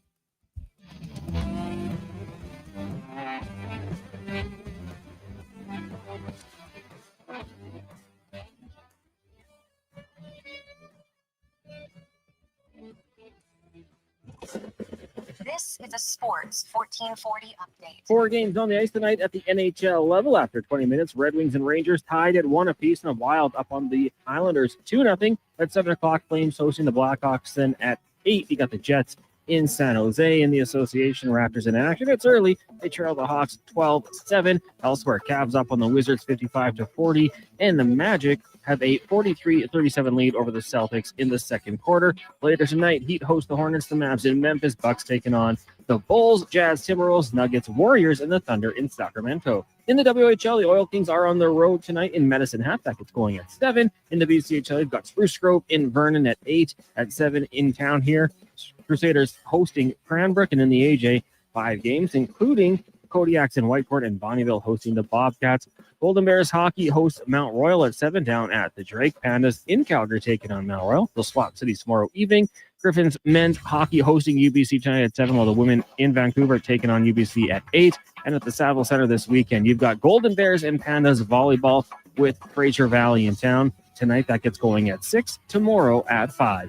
That'll do it for us here on the Jason Gregor Show. Coming up next, it is Fox Sports Radio all night long. Live local coverage resumes tomorrow morning, 9 a.m. with the Saturday Sports setup, followed by Hoop City with Paul Sir, plus pregame coverage as the Oilers take on the Avs. I'm Connor Halley. This has been a Sports 1440 update. This is Sports 1440.